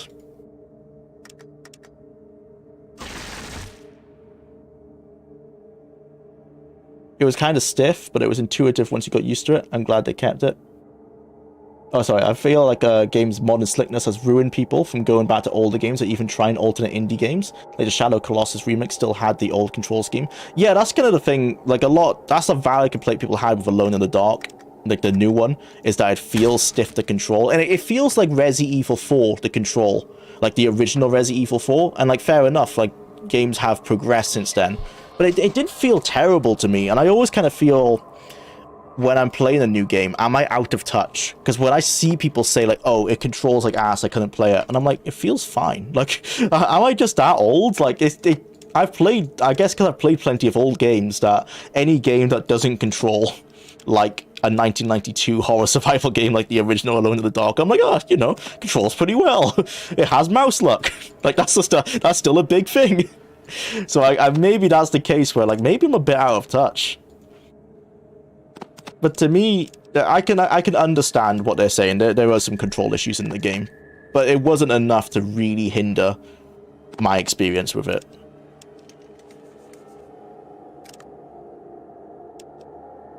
What do you want? Oh, I think maybe he just ran out of ammunition. God damn, he's eating these bullets. Oh no, he still has some. Okay, I guess the flamethrower must be better than the minigun. Maybe in close range. You're not that old, Jula. People are just increasingly spoiled and whiny about games. Yeah, like, yeah, I'm only 28, so I'm not, like, ancient. Good thing it doesn't bleed over into other areas. Yeah. I think that is the case. It's just that... It's like if a game in 2020 has such a slick control scheme, they're like, any game that comes out after that, like, oh, it has to now match that one game. And that's not realistic. Just because this one game had a good control scheme doesn't mean every game now has to match it. Need an arena unity. It's coming slowly. Someone is making an arena engine mod. It's called... Oh, I can't remember the top of my head. Open Test Arena. You can search on YouTube. He's making some good progress. It's just a one-man band operation, though, so it is, you know, it's taking some time. But I believe he'll eventually will finish it. But it looks good, yeah. Open TES Arena.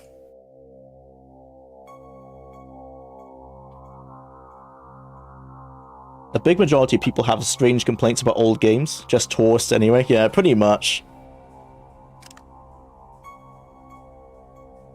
But that's why I think these videos are important, you know, just to get people motivated to play them. Like, I see how helpful my Daggerfall video was in getting people to try Daggerfall, that it motivates me to make it for, like, other games, where I'm like, if I see a game that's, like, wrongfully overlooked, or I think it's been wrongfully overlooked, I want to make a video to be like, no, you should still, you know, try it out. Ah, what the hell? How the hell did I get addicted? Damn it, I didn't get addicted last time I tried it. Alright, let's go. What you be needing? I need to go to a doctor, don't I, to fix addiction. Can I go to Vault 15? Let's go to Vault 15 and see if I can fix the addiction. Open Test Arena is about to have a big update. Yeah, I think I've heard something about that, yeah. So it's exciting times, because I know the game, it's still not in a position where it's, like, playable in terms of, like, the AI and stuff hasn't been implemented. So if we can get an update where it's closer to a playable state, like maybe an alpha state, that'd be amazing. Like, I'm not expecting it to be finished anytime soon. But, like, when I started playing Daggerfall Unity, for example, it was still in a beta stage, so I'd be super excited if we can get to that point. Right, let's go Vault 15, because we need to go to Vault 13 anyway. Go to the doctor in Vault 15 to fix my addiction, and then run over to Vault 13. Dude, I'm someone who gave F&V a try in 2024 and got blown away by it, using mod guys, I guess, are those, yeah, to play it, though. Not unused the modding. Any similar recommendations for Fallen 1 and 2? Yeah, by Morton Brother, no. So for Fallout 1, there's a mod called Fallout Fixed.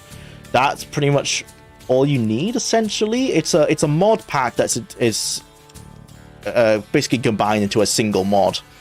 It fixes all of the or most of the bugs in Fallout 1, as well as making the game into widescreen. It can be a little bit of a pain to install, so there's a lot of guides online on how to install Fallout Fixed. I'm sure there's probably some videos as well you can watch, so that's what you want to do for that. For Fallout 2, if you check in the description of this video, actually, there's a spreadsheet of the mods I use. I believe I'm using Fallout 2 Restoration Project. I'm not convinced if that's ideal for a first-time player, because it does make some fundamental changes to the game. Actually, no, I think they're good changes. It removes some unintended gameplay options, stuff like you could sneak into a vault by entering combat, and that's probably not intended originally. So yeah, I would say follow the spreadsheet I have below for Fallout 1 and 2. It's basically just Fallout Fixed for Fallout 1 and the Fallout 2 Restoration Project for Fallout 2. Those two are all you need, essentially. They both apply a widescreen patch, which is the main thing I think people want, you know, to play the game not in 4x3. Get the widescreen patch, and they fix some bugs. Alright, well, that was time up. So, unfortunately, that's all I have time to play today. So, there's no tactics, sorry, Tyrannium. It's just the way she goes. But next week I'm back. I've got really nothing for the next couple of weeks. Nothing to prevent me from streaming like I've had in the past. So we should be good to go. This go doc addict. Oh, I wanted to ask something. You can go ahead, Code Monster. You can ask a question. You know, I'll stay. I can stay on for another couple of minutes if you got anything to ask. Switch over to the end screen here. Now time to play tactics. Yeah, sorry, Tyrannium. The tough one, but you know, statistically, actually no. I was going to say statistically it should come up next time, but that's not unfortunately how a spinning wheel works. But good to have you back, Julo, in chat. Yeah, it's fun. I'm excited for next week now. It's fun to be back.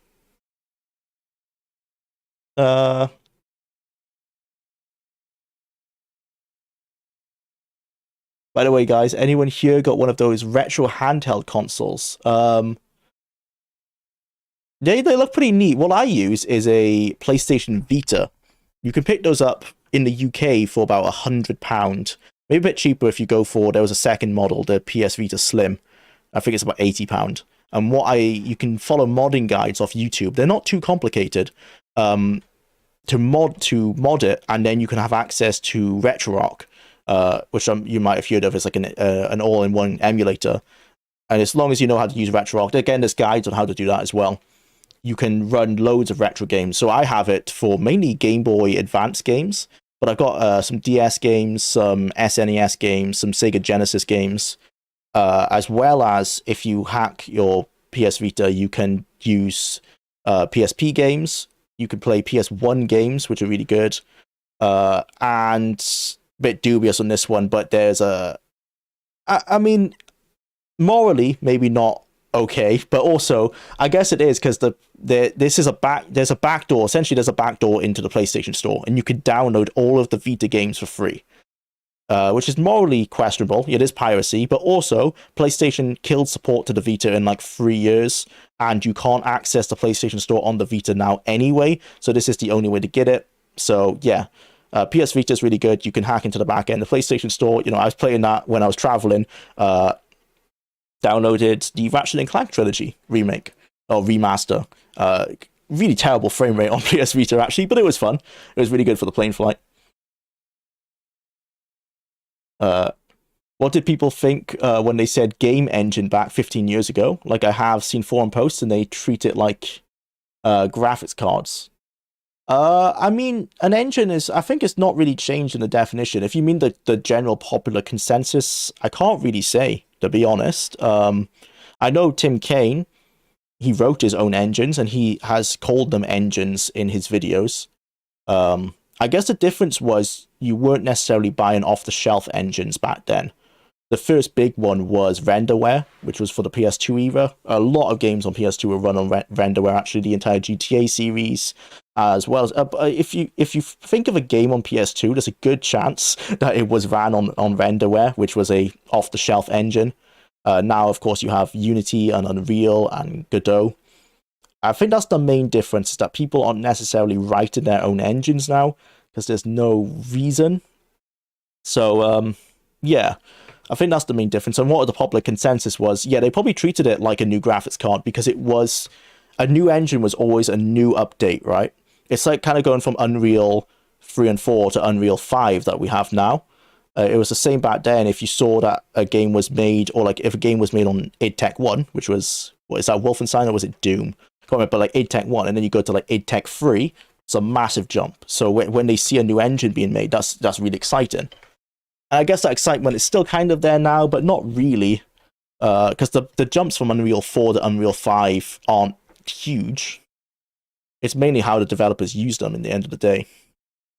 Piracy is self-care. Definitely. I mean, in the case of the Vita, you can't buy those games online now anyway, so I have no problem using that go-around. If I want to buy a game on the Vita, I'll have to go on eBay and spend a stupid amount for a collector's edition, so I'd rather, download it. It's hard to call abandonware piracy. Exactly. The only reason it's a bit dubious is because it's an actual backdoor hack into the PlayStation Store. I mean, but that's the kind of thing that Sony could, if they wanted to, I'm sure they could close that hack, they could close that patch, or they could patch the Vita, I mean, to close that loophole. So that's the only way it's a bit dubious. But if they wanted to fix that, they could. People have been doing it for 5 years. So yeah, I don't feel too bad about it. I heard people buy games because it was the Infinity Engine or because it was Unreal 2. Yeah, I mean, I can see that people would do that. If you've liked Infinity Engine games like Baldur's Gate, I can see why if they saw another game was made in the Infinity Engine, you almost know what it's going to look like. And I guess that's not the case now, because like a lot of people are building games like Unreal 2. You knew it was going to be a first-person shooter, and if you like a game that was in Unreal 2, you're going to probably like the other one, as long as it's going to maintain the similar shooter mechanics and that kind of stuff. Now that's not necessarily the case. A game made in Unity can vary from a survival horror game to a first-person shooter to an RPG. Everything can be built within a single engine. The same if you hear like CryEngine or Crytek.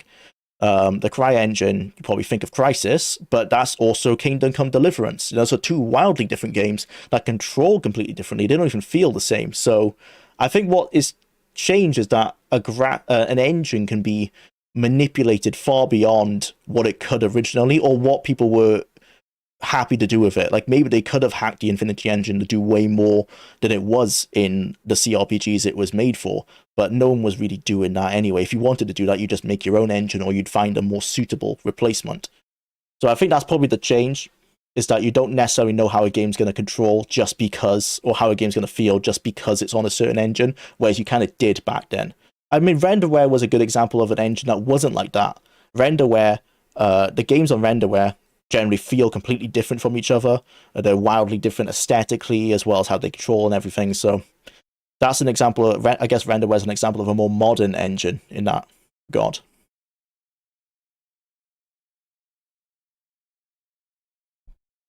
But yeah, thanks, guys. Thanks for all the streams. Thanks for being here. We had an interesting time. I'll see you all next week. I can see there's a lot more messages coming through, but I do have to put an end to it. Sorry, but it's been a really interesting one. Yeah, if you guys want to keep chatting, you can head over to the Discord. You can use a general chat or anything. We do have mods on board now. The Discord server was burning down a little bit when unfortunately, I was on my travel, so I didn't have any connection, so I didn't check it for 2 weeks. And in that 2 weeks, the sex bots from hell came from nowhere, which is crazy, because like I checked the Discord probably every 2 or 3 days. And generally, I don't need to moderate a whole lot. But it was like in these 2 weeks I was gone, nightmare. It all fell apart. But fortunately, we got that under control. So, yeah. You're now below 80 hours. Oh, yes, that's a good point. So we'll go here. We are now at 79.5. Yep. It's ticking down. I still think we've got it in the bag. I don't think we're going to have too much of a trouble. All right, everyone. Thanks for tuning in, and I'll see you